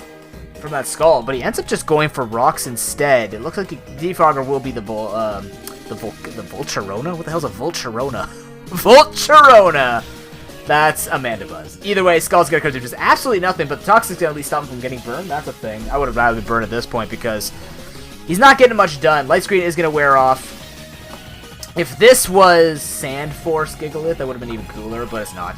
Slowbro's actually going to end up coming as the Wish comes through. This Alola Mole has been really hard for Mitchie's competitors to take down. I kind of look forward to next week where we see Superior come up against this thing, but we do see a Toxic come through as the Calm Mind actually comes out with the Slowbro. Now, we do see a slight adaptation here. Did not Mega up right away, which means if he's carrying Regenerator, he can now regenerate it up.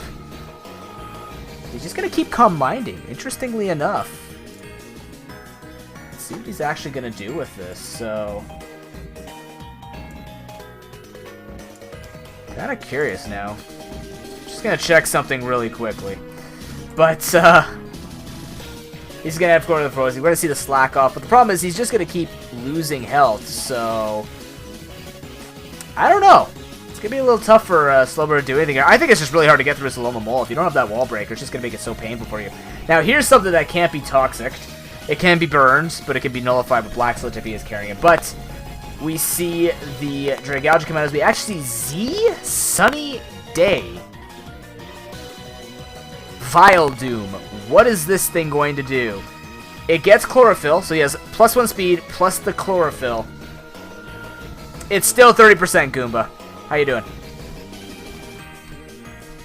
The Vileplume coming in with the Solar Beam, which is going to be quad resistant. Sludge Wave's gotta go through, is gonna do a lot of damage. This Aloma Mole of Dragology combination that Mitchie's been bringing the past couple of weeks has just been phenomenal. It's been doing tons of work, stopping his opponents from pretty much doing anything. It has a bunch of power behind it. Mercury, Aqua, Harp City, thank you much for the follow, and I'm doing well tonight, Goomba.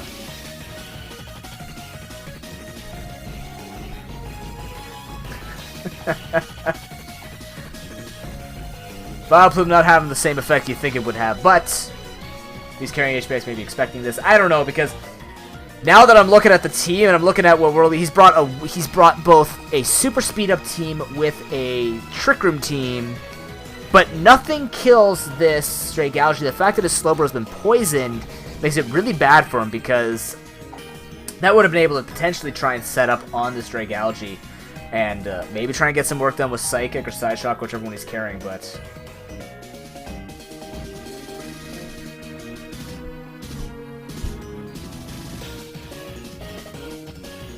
have to see. Sludge Bomb's going to come through. Does slightly more because it's only half resisted as opposed to quad resisted. But this Vileplume is going down. That's also a Z move used, so it's most likely... I don't remember if we saw healing on the Slowbro, but the Sunlight is going to phase. The Sludge Wave actually does very little damage to Snorlax.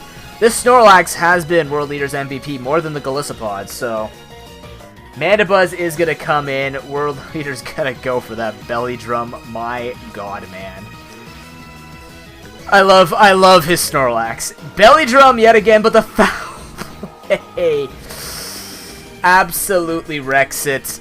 Does use its own attack against it. Not really a tech. Foul play is standard on Mandibuzz, but it's not going to happen. Just going to be able to take it out. At this point, Mitch is just weakened pretty much the majority of the team. He's got nothing to answer. No Trick Room setup. No sand. No sun. I'm expecting a Rain Dance Claydol, for God's sake. But either way, World Leader already looking down in the dumps here, and he ends up just forfeiting game number 1 to the New York Nidoran males. GG.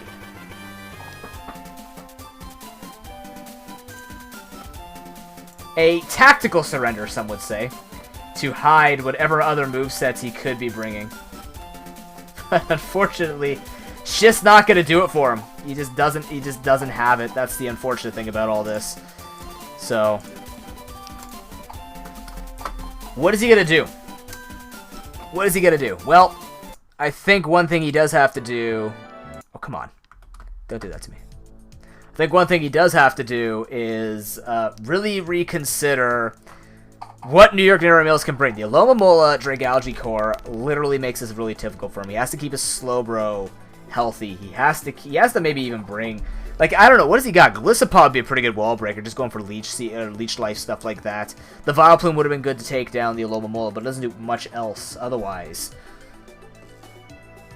It's got to be that Snorlax, and it's got to be maybe the Gengar with Thunderbolt. I don't know, but if he doesn't have anything for this, it doesn't feel like he could break through.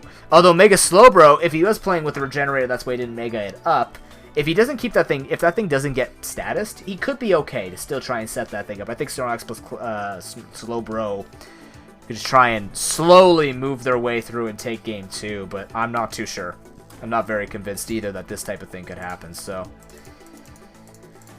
It's just that combination for Mitchie, it's been going so well for him. And now, halfway through the tournament, despite my own memory, you're starting to see patterns, and you're starting to see what can actually end up happening, so. A Zoroark team could do it, Goomba, if he can catch the people off guard, but I'm not too sure otherwise. Because he still can't break that Alomomola. The Dragalge is most likely... I can't remember if it was a Salt Vest or what, but... Zoroark does have the type coverage, or the move coverage, that could do enough damage, but it's still trying to just keep those Pokemon down. The Wish set, which is what Alomomola pretty much always runs, is just too difficult for people to keep damage on the walls. And that's what Mitchie likes. So... we'll have to see what he brings into game number 2 here.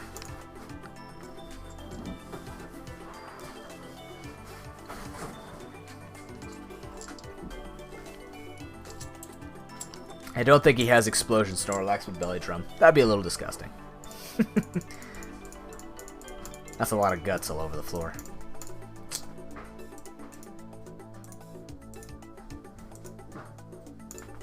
Either way, though, game number 2 coming up. Golisopod is looking to just play upset at this point. If he's not getting 3 points, at this point, if we start looking at the standings, Even the Ottawa Centrets have a point, which means that if you start having that issue where you just can't grab those points, and he's got a pretty arguably hard season coming for the rest of them here. Where are we? Actually, arguably he's not too bad. He's got Key to Succession, Mitch, and Diego. So 2 out of 3, not the worst. So you could try and snatch up some other points in other weeks, but it's always good to get those points now once they get going, of course. Daniel, thank you much for the follow. Appreciate it, friend. I don't usually make follow shoutouts and stuff like that during the tournament, but we have a lot of lull time, so thank you very much for everyone who supports this. It's not smack talk, I'm using stats.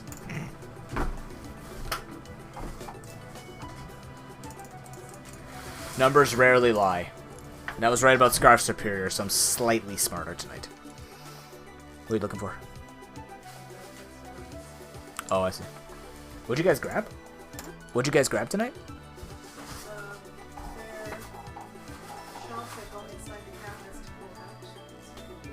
Right, yes.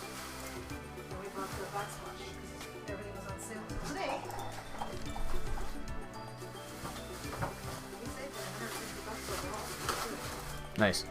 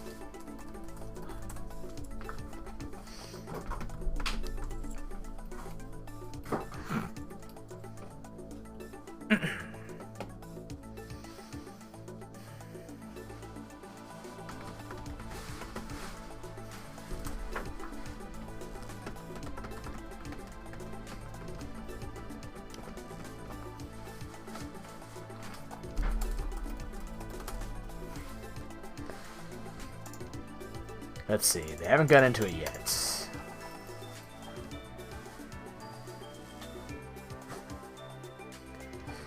Mitchie, I've thought about it. It's just not happening in the start. I've actually thought about doing something like that, which would potentially boost, because I know a lot of people live around Washington, things like that. It's just not happening anytime soon. Not a chance. Having a lot of issues with, well, health, work, and money, so you're not going to meet my sister. Diego, you stand no chance. I'm sorry. I hope that doesn't jinx you for tonight's matches. Make you fall further behind. About, Mitchie. Technically, we can go through driving. But, we're not going to talk about that right now. We're going to talk about the game, which we have coming here right now, ladies and gentlemen. Game number 2 between the New York Nidoran males and the Galissa Padres. Currently down 0-1, but they are looking to make their way back up, bringing out the Metagross and the Gliscor and the Galissapod. Bringing out a little bit more power, brings a little bit more speed, kept the Vileplume, though. I guess the Vileplume is the best way for him to handle said Alomomola. But let's take a look. We don't see anything changed on the side of Mitch, so let's see what's going to be going on here. Annihilation versus C9 Core. Let's see what the Gliscor can do. Gliscor does not want to get knocked off turn 1. It's not going to get its Poison Boost going or Poison Heal. Although if it's Acrobatics, it wouldn't care. It is a Toxic Orb. He stays in and goes for Ice Fang, but he loses it. So it's not an Acrobatic set because he had the Toxic Orb. Unless he was expecting that. That's how he's outplaying people. He's going to still have Acrobatics on his moveset. Watch. But either way, he does end up going for the Ice Fang. Gets a decent chunk on the Crocodile, but the thing is the Gliscor's survivability is just significantly weakened, so already not looking good for the Galissa Padres. He needs his defensive core to stay healthy, because right now his defensive core looks to be Galissapod Gliscor, I guess, the G units? I don't know. But the Galissapod is going to come out, C9 Big Papa, as Hydro Vortex is used, and the red card says, "You're dumb, get out." as he's forced into Mega Manectric. This is going to have a nice time going for Volt Switch, but First Impression instead does a decent amount of damage, but not nearly enough to be even significant. Even without that Intimidate boost, it would do next to nothing. As the Gliscod is taken out, the Hydro Vortex, ladies and gentlemen, would be an Aqua Tail on Crocodile. Interesting, just to get that. What would that kill? Chandelure, I guess, but you can still kill with Crunch. Interesting, regardless, he has brought it and he's using it. But it's good to know that Crocodile is not Scarfed or Banded, so that is one piece of information that Glispadres do have. Glasgow can come in. HPI still kills from that range, though, as you just saw. That's too much Gen 6 for me to know that it's dead. So I think it does, like, I think it's a one-shot. Is it a one-shot? I think it's just flat out one-shot or close to it anyways. But Mega Manectric acting like Mega Alakazam from the Celebrity Edition. Snorlax is going to come in. Volt Switch is going to tickle it. He's most likely going for the Belly Drum, try and wipe it out. But we already know that Mandibuzz is going to have fun just going for the foul plays. The Earthquake actually ends up coming through. Odd because, well, Mandibuzz came out last time. But on the bright side, he did not waste by going for Belly Drum. So at least that's a good thing. So if Vileplume ends up coming in, this thing can go for even Drill Peck, but it will most likely have Brave Bird do a decent chunk, if not kill, this Vileplume, because it looks to be offensive. Instead, Mitch is going to switch into the Dragalge, as actually we see World Leader switch into the Metagross. Heavy Boy? Anyways. He's going to make the double switch back into the Mandibuzz, because Mandibuzz can actually go for the foul play and hit for super effective, and most likely one-shot the Metagross, if not do a lot of damage to it. Ice Punch doesn't end up doing much. It's not Explosion Snorlax, Goomba. It's not. You're dreaming too hard. I believe Snorlax doesn't even get Explosion, just gets Self-Destruct. So he's going to make the switch into the Vileplume as the foul play ends up coming out. Doesn't do a lot, but Brave Bird can still do quite a bit if it does end up having it. It might not, though. It might be carrying foul play knockoff. And then Defog and Toxic would be its moveset, as it ends up going for foul play yet again. As the Synthesis comes out, so it's going to just try and keep itself as healthy as possible. Might go for second Synthesis. Mitch might just switch into Darmanitan and say, screw it, we're going to kill it. Absolutely, because now he can end up going for U-turn, but instead World Leader gives him this and says, gets him with the poison from Sludge Bomb.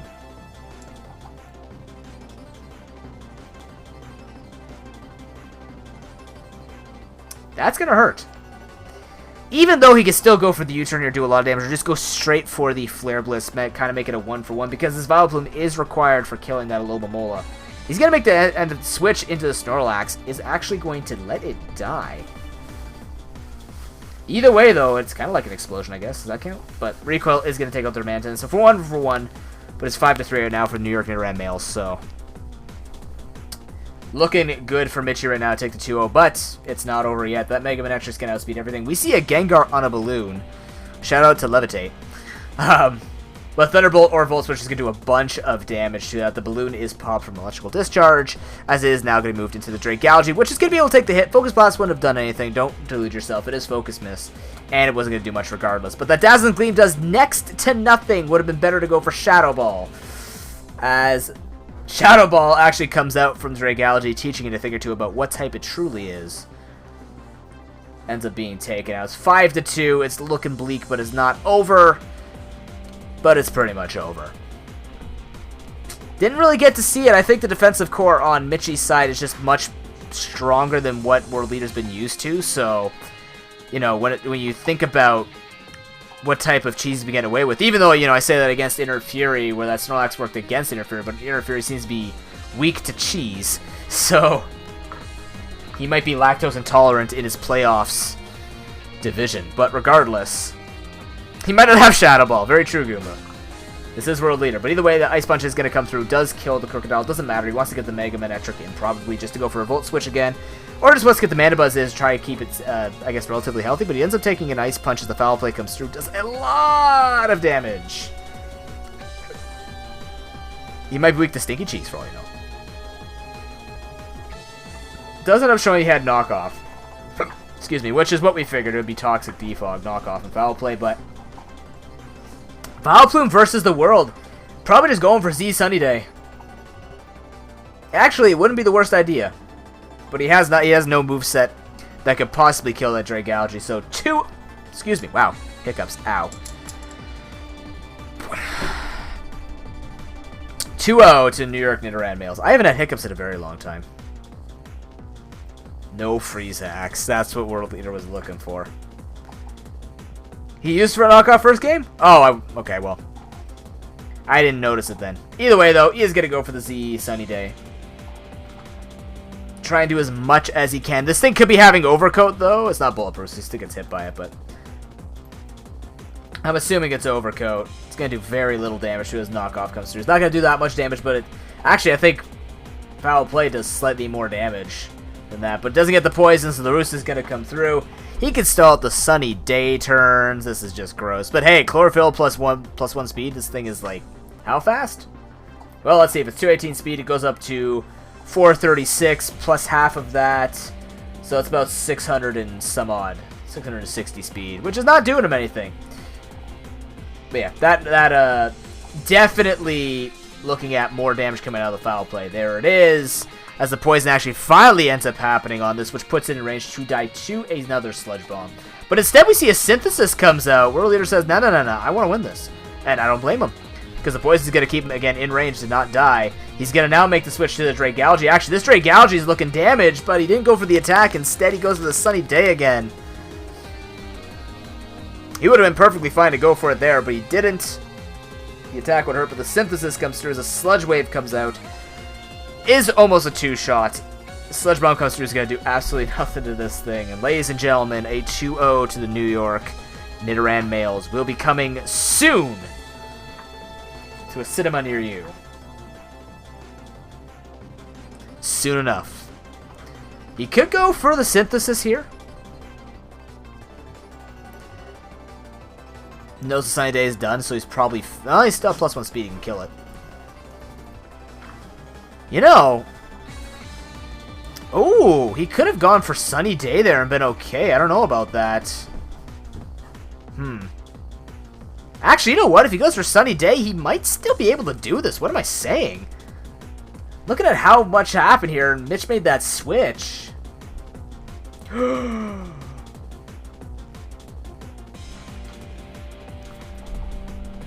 What? Oh no. Is this happening? This isn't happening. He's gonna heal off the Dragalge. Okay. Ah, World Leader doesn't go for the attacks. This thing ends up healing, and he went for the Synthesis. So he's only got one Synthesis left. If he had gone for the attack, there potentially gotten a crit with, well, depending on the damage. It's not going to do anything, World Leader. You knew that. But he also knows that this thing can't do any damage anyways, because he knows his moveset.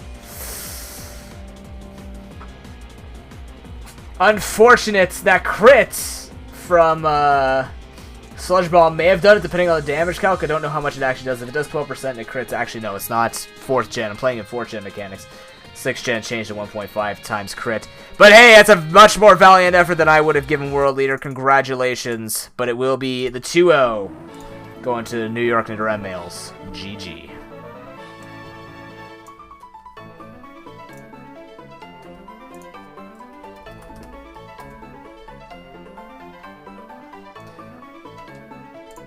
I can respect a man who does not give up that easily and shows that he can do as best he can with that moveset, or with his movesets.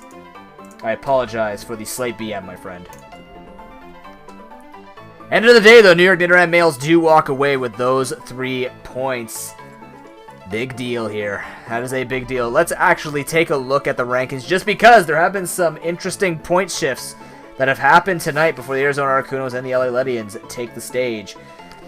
Let's just take a look at this really quickly. So now, we can actually just look at the top 2 here. With Ivan going down 2-0 to the New York Ninetales, there are a couple of things that can happen here. The first thing is, if the Arizona Articunos end up getting a 2-0 against Diego, which we did not have him favored for, we actually have the LA Ledians favored to win this match between the two. He will solidify himself with a 5-point difference.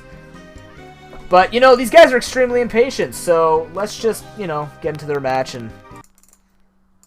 Good God. We'll let the battling do the talking. Either way, though, last match of the night with the two impatient assholes, the LA Ledians versus the Arizona Articunos. Let's take a look at these teams. The Relicanth that was just brought in is being used. We see this pattern, which I kind of like. People actually taking in the Pokemon and actually putting them to use almost right away, so...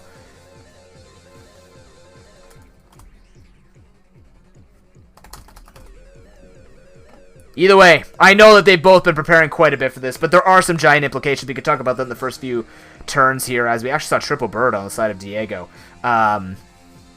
Diego has to try and get some points here. Even if he gets a 1-1, he will keep in contention to try and take over the Arizona Articunos for first seed. As long as he stays even in second seed, he still gets the quarterfinals bye. So there's nothing... The worst possible thing for anybody, of course, is being 0-2'd, but in particular, Diego needs to work a tiny bit harder here. That double edge comes through. Rocky Helmet from Chestnut, though. That is a Rockhead Relicanth, ladies and gentlemen, which is what we can... Actually, it does get sturdy as his hidden ability, so that's a good thing to know, but usually Relicanths are more offensive. Take a look at Articuno's team here. Quite bulky and an odd mix here, but we do know Conkeldurr is pretty much useless, so because on the other side you have Cofagrigus and Cresselia for the LA Ledians, but spikes are being set up here as a toxic setup on the Chestnut. Diego can go for 3 layers of spikes here, though. The only thing we can see is potentially a defog on the side of the Smeargle. This is looking grim so far, but either way, on the side of LA Ledians, that is a terrifying team. But definitely prepared for the Conkeldurr, so not bringing the Conkeldurr does slightly work out in the Articuno's favor. But if that Talonflame's not damaged, it will have the Gale Wings up, which can damage severely the Porygon Z or the Feraligatr, so he's got to be careful about it. Either way, Hippowdon comes in, is going to get that chip damage on. Now, the funny thing about this is somewhat anti-synergy, because if Talonflame switches in, it's going to lose its Gale Wings, if it is running Gale Wings. I would expect it to handle the sweepers of the Arizona Articunos. It could be carrying Flame Body and be defensive as well, but I'm not too sure yet. Either way, we are going to see the Giga Drain come through, do a decent amount of damage. The Amoonguss is going to be holding its ground here. The Amoonguss, Bronzong, another defensive core we can definitely talk about. And again, Diego's team, he's made it work with the likes of mostly the Hippowdon Zapdos, which is a much different look from the Firewater Grass core that Diego's just so comfortable with. But it's been really interesting to see him play with a different defensive core, and he still got everything he wanted in the draft, mind you. But he is getting it, so here we go. The Muck is going to come in. The rocks are out, which is going to hurt the 3 birds. Even if it just hurts the Hawlucha for normal damage. But regardless, he's going to make a switch to the Amoonguss. It's going to take a lot of damage on switch in. As Knockoff comes through, that's a bunch of damage. But he can't have that Bronzong getting knocked off, so he's got to sacrifice something, and it will be the Amoonguss. 3 flying types and an Alolan Muck. Yeah, he's getting nowhere with that. The Hippowdon can be easily handled by something like the Feraligatr or even Ice Beam Porygon Z, so he doesn't have to worry too much about this Amoonguss staying alive. Although it does show a little bit of weakness to him, and interestingly enough, stays in, and we see Pursuit come out from Alolan Muck, so that's something to keep in mind for the future. Smeargle's going to end up coming in. It might be carrying Defog or Rapid Spin. We'll have to see what he's going to do with it. We haven't seen anything come out of it yet. Could go for Sticky Web, but it's not going to do much because his grounded Pokemon are already slow. So super curious. The Hippowdon is going to come in. Set up that sand again as the Parting Shot actually ends up coming through. So, I've talked about this before. It does get the access to both U-Turn and Parting Shot. Parting Shot being the more utility setup way, but the Sandstorm is going to make it so that any type of speed that Feraligatr wants to do is going to be taking a lot of damage already entering, and plus turn by turn it's going to be taking that Sandstorm chip.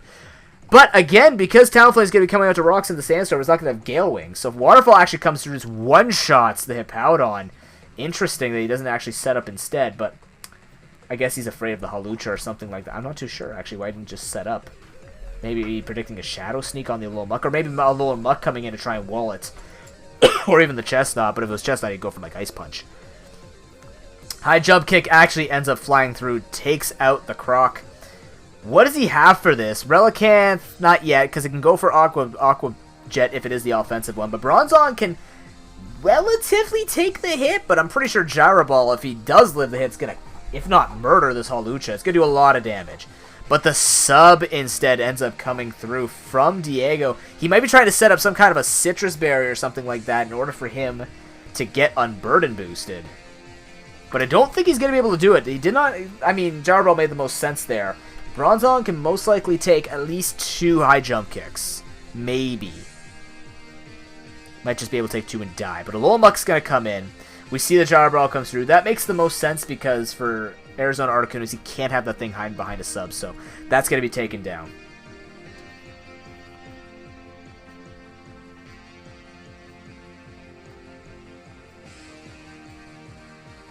He is going to make the switch now. Articuno switched to the Relicanth, actually. Wow, but it's taking so much damage. Knocks off the Choice Band and the Poison Touch to boot. Oh, this is just terrible for Arizona Articunos. But we expected something like this. His main sweepers and his main answers and strategy just doesn't work against Sweet D. And once again, just like Celebrity Edition, man, just has that weakness, that natural weakness to Diego's team comps. It just ends up happening. He's going to die after the head smash, plus the Rocky Helmet's going to take him out. He's not going to die head smash. He dies the Rocky Helmet. PZ comes in, says, I could try and do something. I don't know what it's going to look like, but he's going to end up going for Z conversion. We might see something like a Toxic come out of this, or Leech Seed come out of this from the Chestnut. He ends up just going for Woodhammer. Doesn't kill it off, but he actually ends up becoming a Ghost type. Interesting. So he becomes a Ghost type because he copies one of his moves. So what is he carrying on his team? He's got Shadow Ball for Cresselia. Interesting, but the Hawlucha's going to come in and get the Unburden boost from the rocks. Unfortunate. He is going to be faster. Goes for the Acrobatics. And Arizona Articunos have next to nothing left to show. Bronzong cannot kill. And ladies and gentlemen, game number 1 to the LA Ledians. Arguably faster than I expected, but completely understandable. That has some big implications, and I was going to make a mention of that before we started the match, but essentially, for Scrubbington, he has to mix up what he does with his team tonight, right? He can't run the Guts Conkeldurr. There's just too many threats on the side of Sweet D to even do anything about this. So, I don't know, he grabbed the Relicanth, didn't seem to pay off. The Bronzong's been doing work for him since he's picked it up in week 2. But, I mean, I don't know.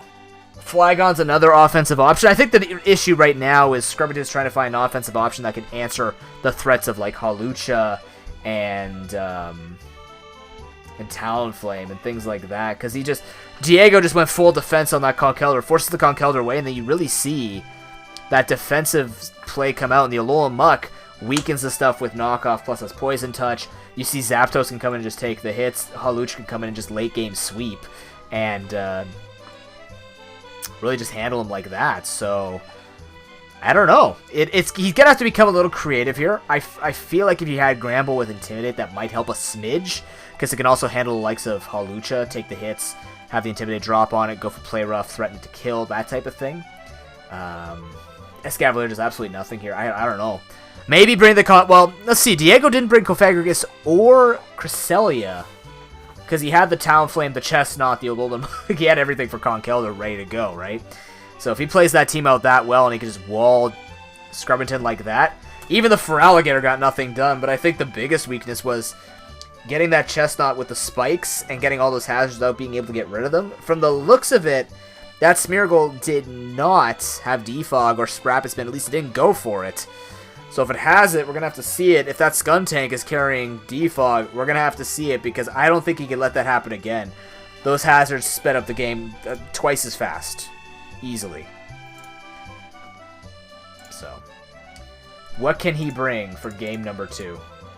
It will be on Scrubbington.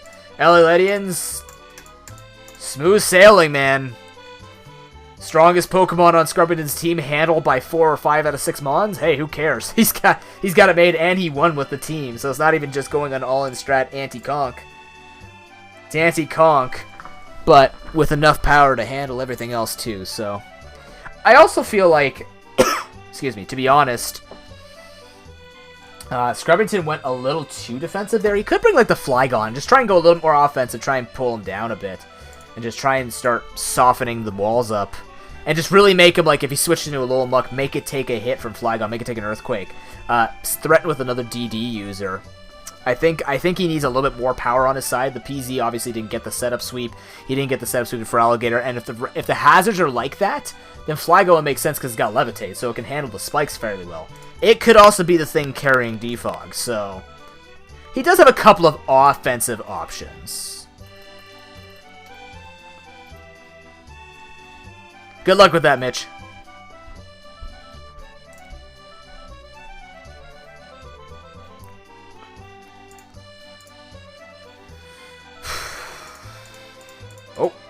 Oh, here we go, ladies and gentlemen. The last game of the night between the LA Ledians and the Arizona Articunos. LA Ledians up 1-0, commanding pressure against Scrubbington's team comp. We do see the Skuntank and the Flygon. Hey, Pokemon that I talked about. Here we go, the Hitmonchan actually being an input here instead of the Talonflame. I like this adaptation, actually. Doesn't need the Talonflame because he doesn't see the Conkeldurr coming in, so it could have been like a Flame Body Talonflame, maybe prepared for it. Mach Punch comes straight through trying to punch that Smeargle in the face.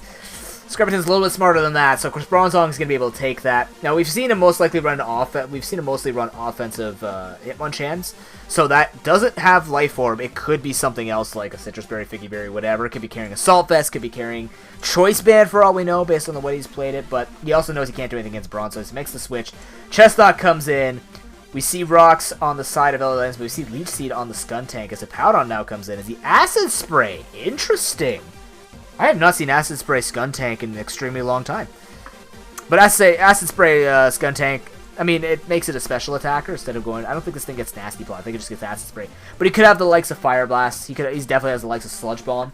So it'll do a lot of damage, but Hippowdon can definitely handle it. So Scrubbington has to make the switch back into Bronzong. The Rocks do get up. This is one half of the piece of the puzzle that Diego needs before he can unleash Exodia.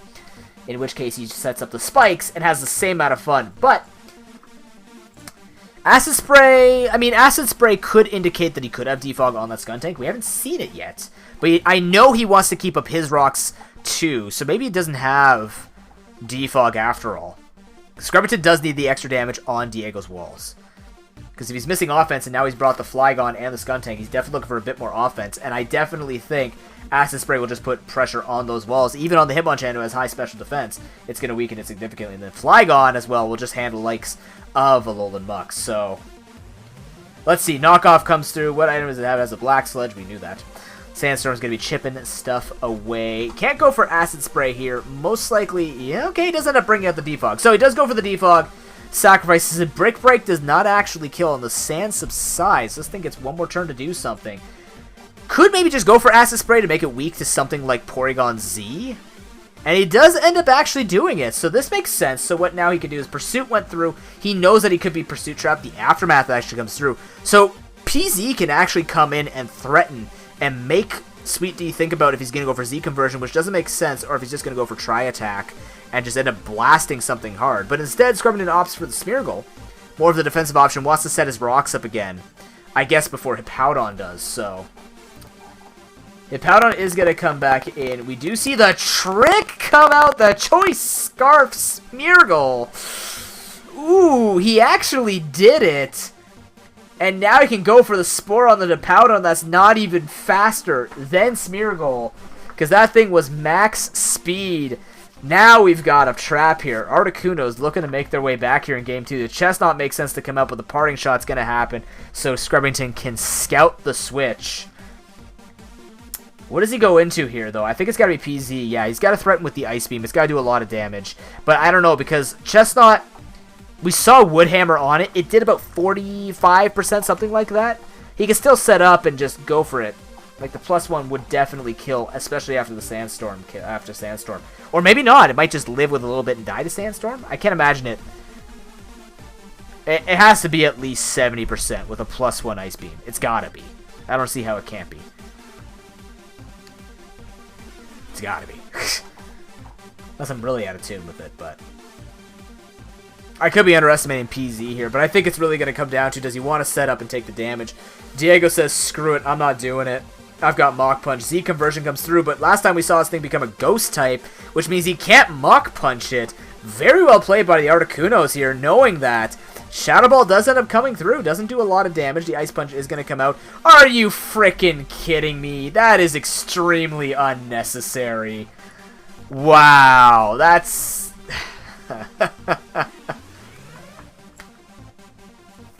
That's so unnecessary. Well, Porygon Z had a chance to do something, and I think that's just going to seal the deal. That was his best way in, and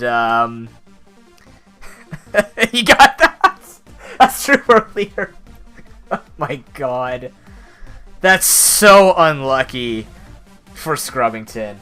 Now, if I recall, I think Conversion takes the type underneath him, so he could still have Ice Beam and Tri-Attack, I believe, but that's just so unlucky. He ends up going for Mach Punch as Frogger. He could have actually ended up, he's just going to keep doing as much damage as possible. Maybe trying to fake that he's choiced, or maybe he is choiced. It could be choice banned, just going for it.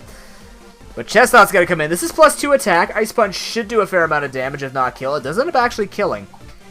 But the problem is, he's not faster than Hawlucha, so Hawlucha can now probably go for acrobatics from that range without having to use up its Citrus Berry and kill from there. That's what I'm assuming he's trying to do. He'd probably send it, I was going to say, he could probably now send it Hippowdon, get the chip damage out on this. Probably can't one-shot the Zapdos either, so Zapdos can go for Volt Switch, go for Air Slash, just roost up, and maybe just try and waste some HP on the Feraligatr. He opts to save it, though, as Discharge actually ends up coming through. Gets the Parrot to boot. What a lord. Diego taking a book from Key to Succession and says, "Hey, Paul Von Frank, I like your style." Goes for the Heat Wave. Does a fair amount of damage to the Bronzong as the Toxic actually ends up coming through on the Zapdos. Protect's going to come through just to stall a little bit more as the Heat Wave comes out yet again. Little bits by bits here. Trying to get it through. It works, Icy. I'm always a big fan of spreading status myself because status just has such a great impact on the game. And it's not all Toxic. Extremely correct. But either way, Toxic is going to tick down. It's about to 3/4 here. Smeargle can come in and most likely go for maybe Parting Shot. It's not Scarf, though. So Zapdos will outspeed. Or not. Interesting. I guess Smeargle max speed. Yeah, wow, okay. It just probably met it. But Discharge is not going to happen on the Flygon. Flygon could DD here. Actually, this could be the thing that Scrubbington needs. The Hippowdon's asleep. How greedy does he get, though? Here's the real question. How greedy does he feel like he can get? I would say he hasn't slept at all yet. Go for another one. He actually ends up doing so as, yep, it ends up happening. Now, I feel like Scrubbington has to go for a third one here. I think he has to go all in with this. Hope he stays asleep, and indeed he does. He ends up staying asleep. Diego needed to wake up, try and get some damage down with whatever he was going to go for. As the Outrage comes through, doesn't actually end up killing, though? Oh, no. But on the bright side, this is the best thing that Scrubbington could ask for because Smeargle can come in, go for a Spore on something, Trisol again. But, of course, Zapdos is Toxic, so that's going to get him there, too. But luckily, he is faster. He can go for the Parting Shot, try and get the Zapdos in again. Or, sorry, get the Flygon in again on the Zapdos, which makes the most sense. As we're probably going to see a Heat Wave. No, he ends up going for Discharge again. Interesting. I thought Diego might predict that if he was going to end up doing that again. But he does not. Just doesn't want that thing setting up on him. And that's completely understandable. Although, so far on that Smeargle, we've seen nothing else here. But Dragon Dance is going to come through. I don't think Outrage kills from that range. Or does it? It does. What am I saying? The thing's a Frail Bird. Ha! But it's definitely not going to kill Alolan Muck. That Alolan Muck is at 47%. I'm an idiot.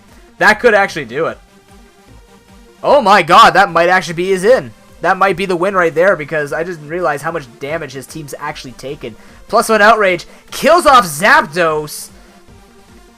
Offense was the answer, I think. The Articunos have found their way in. There is nothing left for Arizona to take but the victory. Ladies and gentlemen, Game 2 with the substitutions. And Scrubbington pulls it to a 1-1.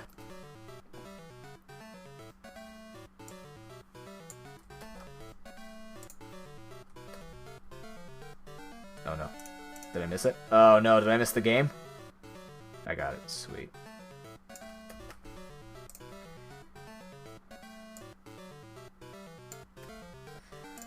That freeze hacks activated Tyler's trump card. He said, "You're not getting the better of me with that." And as a result, ladies and gentlemen, he's going to take that 1-1, which means at the end of the day, we aren't going to see that much shift around in the standings. But let's take a look at that right now. With that win, that solidifies Arizona Articunos in first place and at the same rate here with 10 points to the 8 points that LA Legends have. Actually, that's a lie. LA Legends now holds sole possession of second place with 8 points. W Wellington with that upset tonight against the New York Nidoran Males. Or sorry, against the New York Ninetales is tied for third with the New York Nidoran Males. Fifth place is the Houston Haluchas. Sixth, the New York Ninetales getting those 3 points nice and yummy. The Ottawa Centrets finally being on the board with 1 point. And the Galissa Padres still yet to take that game off of people. Well, we're halfway through, ladies and gentlemen. That's it. That's what we're looking at. Very, very curious to see how the other weeks are going to go out. This is actually very close. This feels very reminiscent of... Well, it feels very reminiscent to Season 1, really, where the points were kind of close other than for first place, where Dagger was just running through people nonstop with his team because he had an OP Sand team with him. But with these amount of points, like, the next matches can really determine who's going to be going there to a point where we might actually see someone get dragged out of the top 6.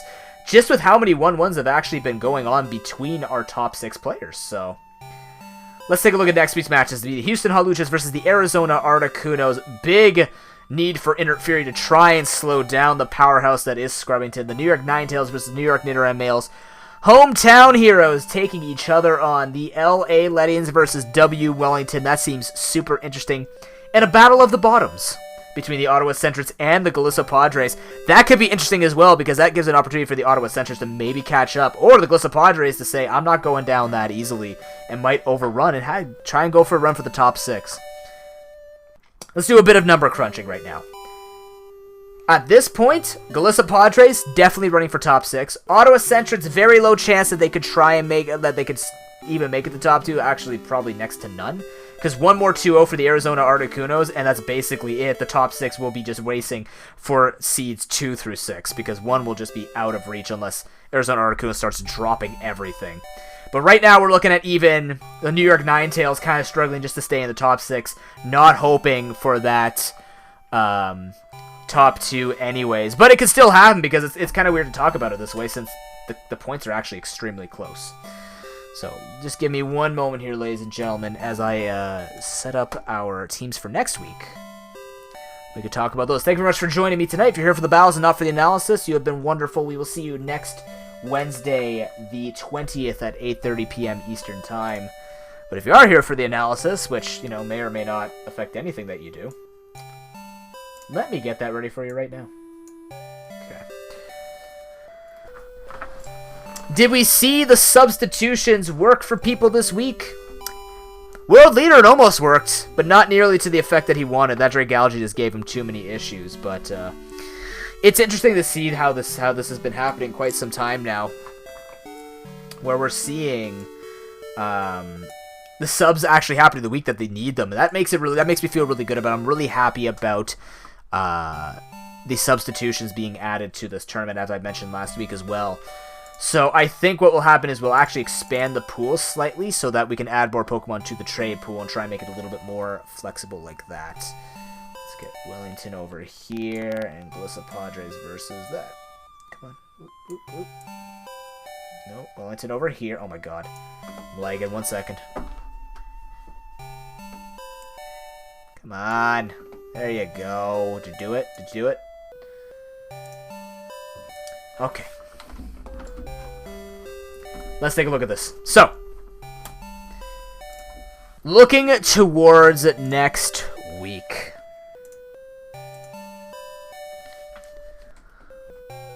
This is going to be a doozy. I could certainly say that. Houston Haluchas versus the Arizona Articunos. Houston Haluchas coming off a 1-1 against Key to Succession. I don't expect Scrubbington to bring any type of movesets that you would expect from Key or from World Leader or even Ivan, to be honest, so I feel like it's going to be a fairly standard play. If we're looking at what... Like, if we're really looking at if you weaken Conkeldurr, it definitely weakens Scrubbington's play, and he's relying on the Feraligatr and the PZ and the Flygon. PZ kind of has a little bit of fun against this team, not particularly. I mean, that Milotic has been stalling out quite a bit of games for Inert Fury. Mega Sableye will also handle anything a Smeargle wants to do, so he might not be able to abuse that. Feraligatr, though, can have some fun. The Ice Punch for the Celebi, or even the Crunch for the Celebi. The Rotom Heat, Waterfall is just dead. And then with Milotic, well, he doesn't really have anything that he can run with that, but he could be bringing that Amoonguss for that. So I'm expecting Amoonguss for Alligator for sure, at least coming out from Scrubbington. Conkeldurr doesn't have a fun time against this team, but it can actually abuse Sableye, since Sableye can't really touch it, because it could knock it off, but if it gets burned, he doesn't really want to burn it. In fact, it actually puts a little bit of pressure on him trying to use this. Why does this keep bugging out that I... Come on. Sorry, guys, I'm just trying to drag a screen so I can see it, whatever. So I don't know if he brings the Conkeldurr or not. I think it'll still have quite a bit of value. It could also carry Mach Punch for the Weavile, and I think it overall will actually have some good value here. So, if Inert Fury can handle the Conkeldurr and the Feraligatr, I think he could do okay. Gligar, not looking too... Well, Gligar could handle the Conkeldurr, but he'll have to be careful. I think it's really going to come to that Milotic Gligar core and try and mix it up there a bit to try and keep him safe from the two major threats that could sweep him. It could go either way, though. It's not as one-sided as seeing like Serperior sweep through Ivan, for example, right? Because that's just so much pressure. Hell, you could see Shedinja, maybe. Nah, it's never happening, but for sure, what Rich has been doing with his basic core of Pokemon has been working for him. I do expect to maybe see a little bit of mix-up there with the Gligar. Maybe even a Necrozma for the Psychic typing to try and handle it and just do a little bit there, because it could have the surprise factor, could have the reverse counter or combine sweeping type of thing that can handle PZ and things like that. So we'll see what he's going to do. But actually, Necrozma might even be able to take on Amoonguss slightly. We'll have to see what they want to do. I'm very excited to see what's going to be going between there. Ottawa Senators versus the Galissa Padres. Ottawa Senators got to be feeling good. Frank comes in week 1, takes a point off of Inert Fury. That's pretty solid. Now, what can you do against World Leader? This could get quite scrappy. I'm gonna predict this. This might be the most fun, not just because usually the bottom of the barrel battles are, because there's nothing to lose. They're both trying to grab points to even get themselves remotely close to the 6th seed, but like I feel like Volcarona or Galissa Padres has the best chance against this particular comp. That Snorlax and that Trick Room team can do quite well against what Key's going to try and bring, right? Auto Essentially has a lot of fast sweepers, right? A lot of fast, quick bursts of Pokemon power, and then switch out, use the next Pokemon that has a lot of power. And in terms of setup, it's not going to be there per se, but if you have things like the Volcarona setting up, or even the Togekiss setting up, World Leader can bring that Trick Room strat and actually, stop that completely. So I think there's going to be a lot of constraints here for the Ottawa Senators to try and have some T-building to handle what he has. Plus, I mean, Metagross, minus Volcarona, Metagross does quite a lot of work next week for him. Like, it'd have to be like a defensive Gyarados coming in here to try and handle it, or, Fire Blast Noivern to try and kill it off. But I feel like that Metagross mixed with a Trick Room variant sort of thing would be pretty good. Zoroark could have a little bit of mind games on him because, if he's bringing Garivire from 4th gen, he could bring Zoroark from 5th gen and try and have some fun with that. So I think that actually World Leader has a good matchup here. Not to say that Auto Centers don't stand a chance, but I do think definitely that it's going to take some work from Key to Succession to actually make his team come out on top, because I think Galissa Padres have a natural advantage here. And if we've already seen that World Leader can make people sweat with his movesets, which has always been his little strategy and always been his trademark, if he's going to take a point, I feel it next week. Week 5 is World Leader's week. Now, LA Ledians versus W. Wellington. Well,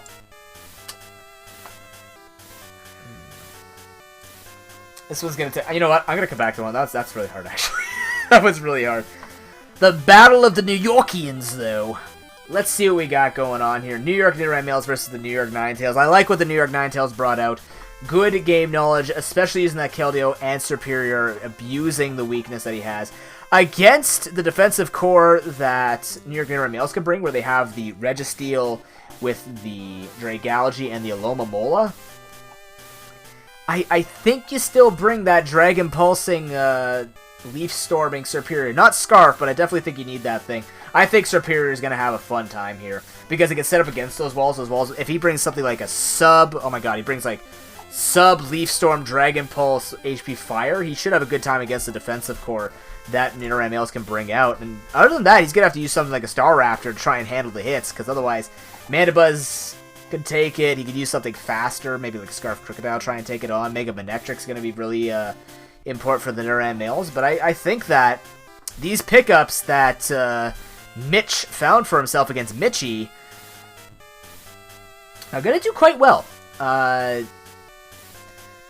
Cloyster, maybe? I'm not too sure. It's tough to tell because the thing that stands out for the Nidoran Males is just that defensive core is quite oppressive, and you think you'd be able to set up on it, but you're dealing with like Thunderwave Registeel, you're dealing with Scald, Toxic, Alomomola, and then Dragalge. If it brings Assault Vest, that thing's just an absolute like horror to deal with if you're trying to hit on the special side, right? And for the Ninetales, that's where they were excelling, right? Both Serperior and Keldeo kind of get walled by the Dragalge, so he's going to need an answer to that. Probably bringing Dragon Pulse on that Serperior, or just bringing, I mean, Mega Pidgeot's not going to be able to hurt it. It will be able to hurt it, but I think Haxorus is going to be something that's going to be on the mind. But Cloyster could try and set this up, right? Lumberry Cloyster instead of Shell Smash instead of White Herb. Maybe something like that. Does he have anyone who can learn Heal Bell? He does not. He doesn't. Or Aromatherapy. So that would have been nice, but yeah, I'm interested to see what he's actually going to be bringing out here and what he can do. So I do think it's going to come down to who plays around the defensive core. I do think over time, if Nidoran Males are able to stall out long enough, that New York Ninetales will kind of lose the pressure. Because if the walls do as much work as they did today, it's going to be a pain for the Ninetales to try and sweep through because, I mean, he'll be able just to take all the hits, put the damage down, and then come in and finish off with something along the lines of a Staraptor or the Manectric. So even the Espeon could have a little bit of a field day here, trying to go with that. Scarf Tie to take out Keldeo and things like that. So I think it's going to come down to the play. That looks like a pretty even matchup to me, but I kind of give it to the Nidoran. I kind of give it to the Ninetales to have that little upper edge. Just that very slight one, but not much. Okay, let's tackle this one. The LA Legends versus W Wellington. It's hard to say whether or not Ivan had a bad week this week, because he really did have problems with handling that Serperior. He did the best he could. He brought the Goodra, he had the right idea, and then that confusion kind of kicks in. Most likely would have taken the hit because he did a damage calc. He would have taken a hit and taken it from there. So I don't want to say by any... I think he handled it the best that he could. But that's the worst is over, right? If he ends up fighting on the wrong side of Diego's bracket, where he can meet him in the semis instead of the quarters, if Diego for some reason falls to the 3rd seed, then he should be... Or sorry, if Ninetales falls to the 3rd seed, then he should be okay. Ninetales falls to the 3rd seed. If the Ninetales are kicked out, Ivan has a good time, because I think the Ninetales had the best team against him with that Serperior Keldeo core. Against the LA Ledians, I think Diego has enough defensive options to be able to handle the main threats. Wellington likes the Manaphy Terrakion setup sweep. He likes the power of the Nidoking and the Shaman. And something I don't actually expect to see as much, but he keeps bringing it, because it is doing work for him, is the Heliolisk. Because it can... what's it called? It's got both U-turn and Volt Switch to its name. So he doesn't have to worry about Hippowdon trying to wall and that type of thing. So, having said that though, Shaman Manaphy puts pressure on the Hippowdon. Terrakion puts pressure on a few Pokemon just with the Stone Edge aspect, right? But Cresselia is there. Cofagrigus is there. So I think Cresselia Cofagrigus is going to be the thing that Ivan's really going to have to worry about. And for Pokemon that he can use, he doesn't actually have like a Stab Dark Pokemon, which could be a bit of an issue. Could be showing a bit of crack in the armor for Ivan, but if he can figure out a way to get through that, I mean, even Delphox doesn't do it, because, I mean, things get Dark Pulse on his team, don't get me wrong, he gets Dark moves on his team, but it's going to take a lot to get through that Cresselia and Cofagrigus, depending on what he mixes it with, right? You put something like Cresselia Zapdos together, that's going to handle both Pokemon. You put it with something like, actually, it might be Cofagrigus, so he doesn't have to deal with Durant, unless he brings something like Cresselia and then Zapdos Talonflame, for example. Those are the types of defensive cores that I think Diego can definitely be flexible with. And even if Ivan was able to take one game off of Diego, it would have to be game 1. Actually, Ivan would hope to take it off of game 2, because I really think that Diego could just wall him out long enough.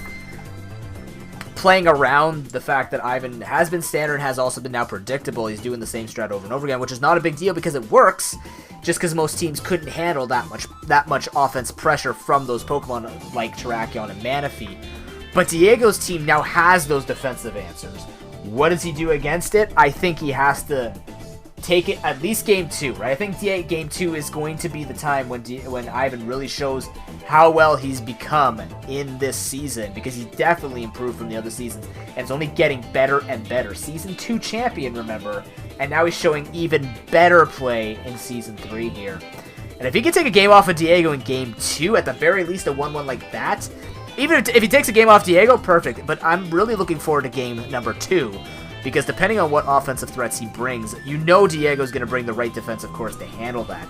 And if he does that, but Ivan still wins, then definitely Ivan has built his team well enough to take on the LA Ledians. And I think that would be an indicator that Ivan definitely has become more knowledgeable of what he can do with his team. And definitely just drafted better and more flexible, because, like I said, look at the Ledians.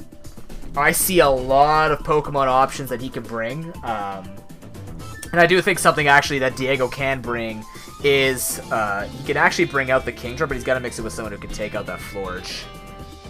Or if he does bring the Kingdra, he might bring it after whether or not he sees Flourish being played, but I don't think he's going to be able to do that per se. It's super interesting. I mean, I'm more or less... I'm worried for Ivan, but I also want to see him try and take down Diego. Not for points reasons, not for placing people in different Cs to see different semifinal playthroughs. I'm interested to see if Ivan, despite playing more standard now, yet still bring his own little flair, if he could actually bring enough flair to take down this defensive core. I think Diego has a wonderful matchup against him. Because, again, we still see that Ivan's been sticking to the same few Pokemon. And he's got Pokemon like Delphox, Kricketune, and Frogadier. Like, he could easily trade out Kricketune. If we take a look at the trades pool right now, actually. Let's take a look at what he could do with it. You know, if you want to trade out for something that might take him on, you might want to try and grab a Dark Pokemon. Are there any left? Like, Stab Dark would be nice, but even a Pokemon that could have it. Something like... yeah, there's not a hell of a lot there. He could take a Alolan Raticate. Alolan Raticate might be okay for the Cresselia and the Cofagrigus, but he's going to have to make that trade, and if he wants to do that, then he could definitely go for it. But I think that might be something he has to consider, because otherwise... I'm sure he can fight his way through. I like looking at stabs. I like looking at Stabmons that can actually handle the Pokemon effectively, but it doesn't mean he can't Dark Pulse on something here or something like that and try and go from there, but... Knockoff on Donphan would be nice. You know, things like, just little things like that he could try and get going. Dark Pulse on the Frogadier with Protean. That would be a thing that he has right now on his roster, but I think that he might actually try to consider take some of these Pokemon out. Unless he goes the opposite route and goes for like a Kricketune Sticky Web set, or tries to bring that pair. I'm like I'm telling you, man, it's Parasong. It's going to happen. I'm going to see it. If I don't see it by the end of the season, I'm not going to bet because I'm already stuck into a VGC ProPokeBowl, so... But I do heavily favor that to Diego's defensive play. But anyways, ladies and gentlemen, that is Week 4. We are halfway through the ProPokeBowl. Thank you very much for watching. Season 3, Week 5 will be next Wednesday, September 20th at 8:30 p.m. Eastern Time. You have been wonderful tonight. Thank you very much for your support, and we'll see you next week. Until then, have an excellent week, and peace.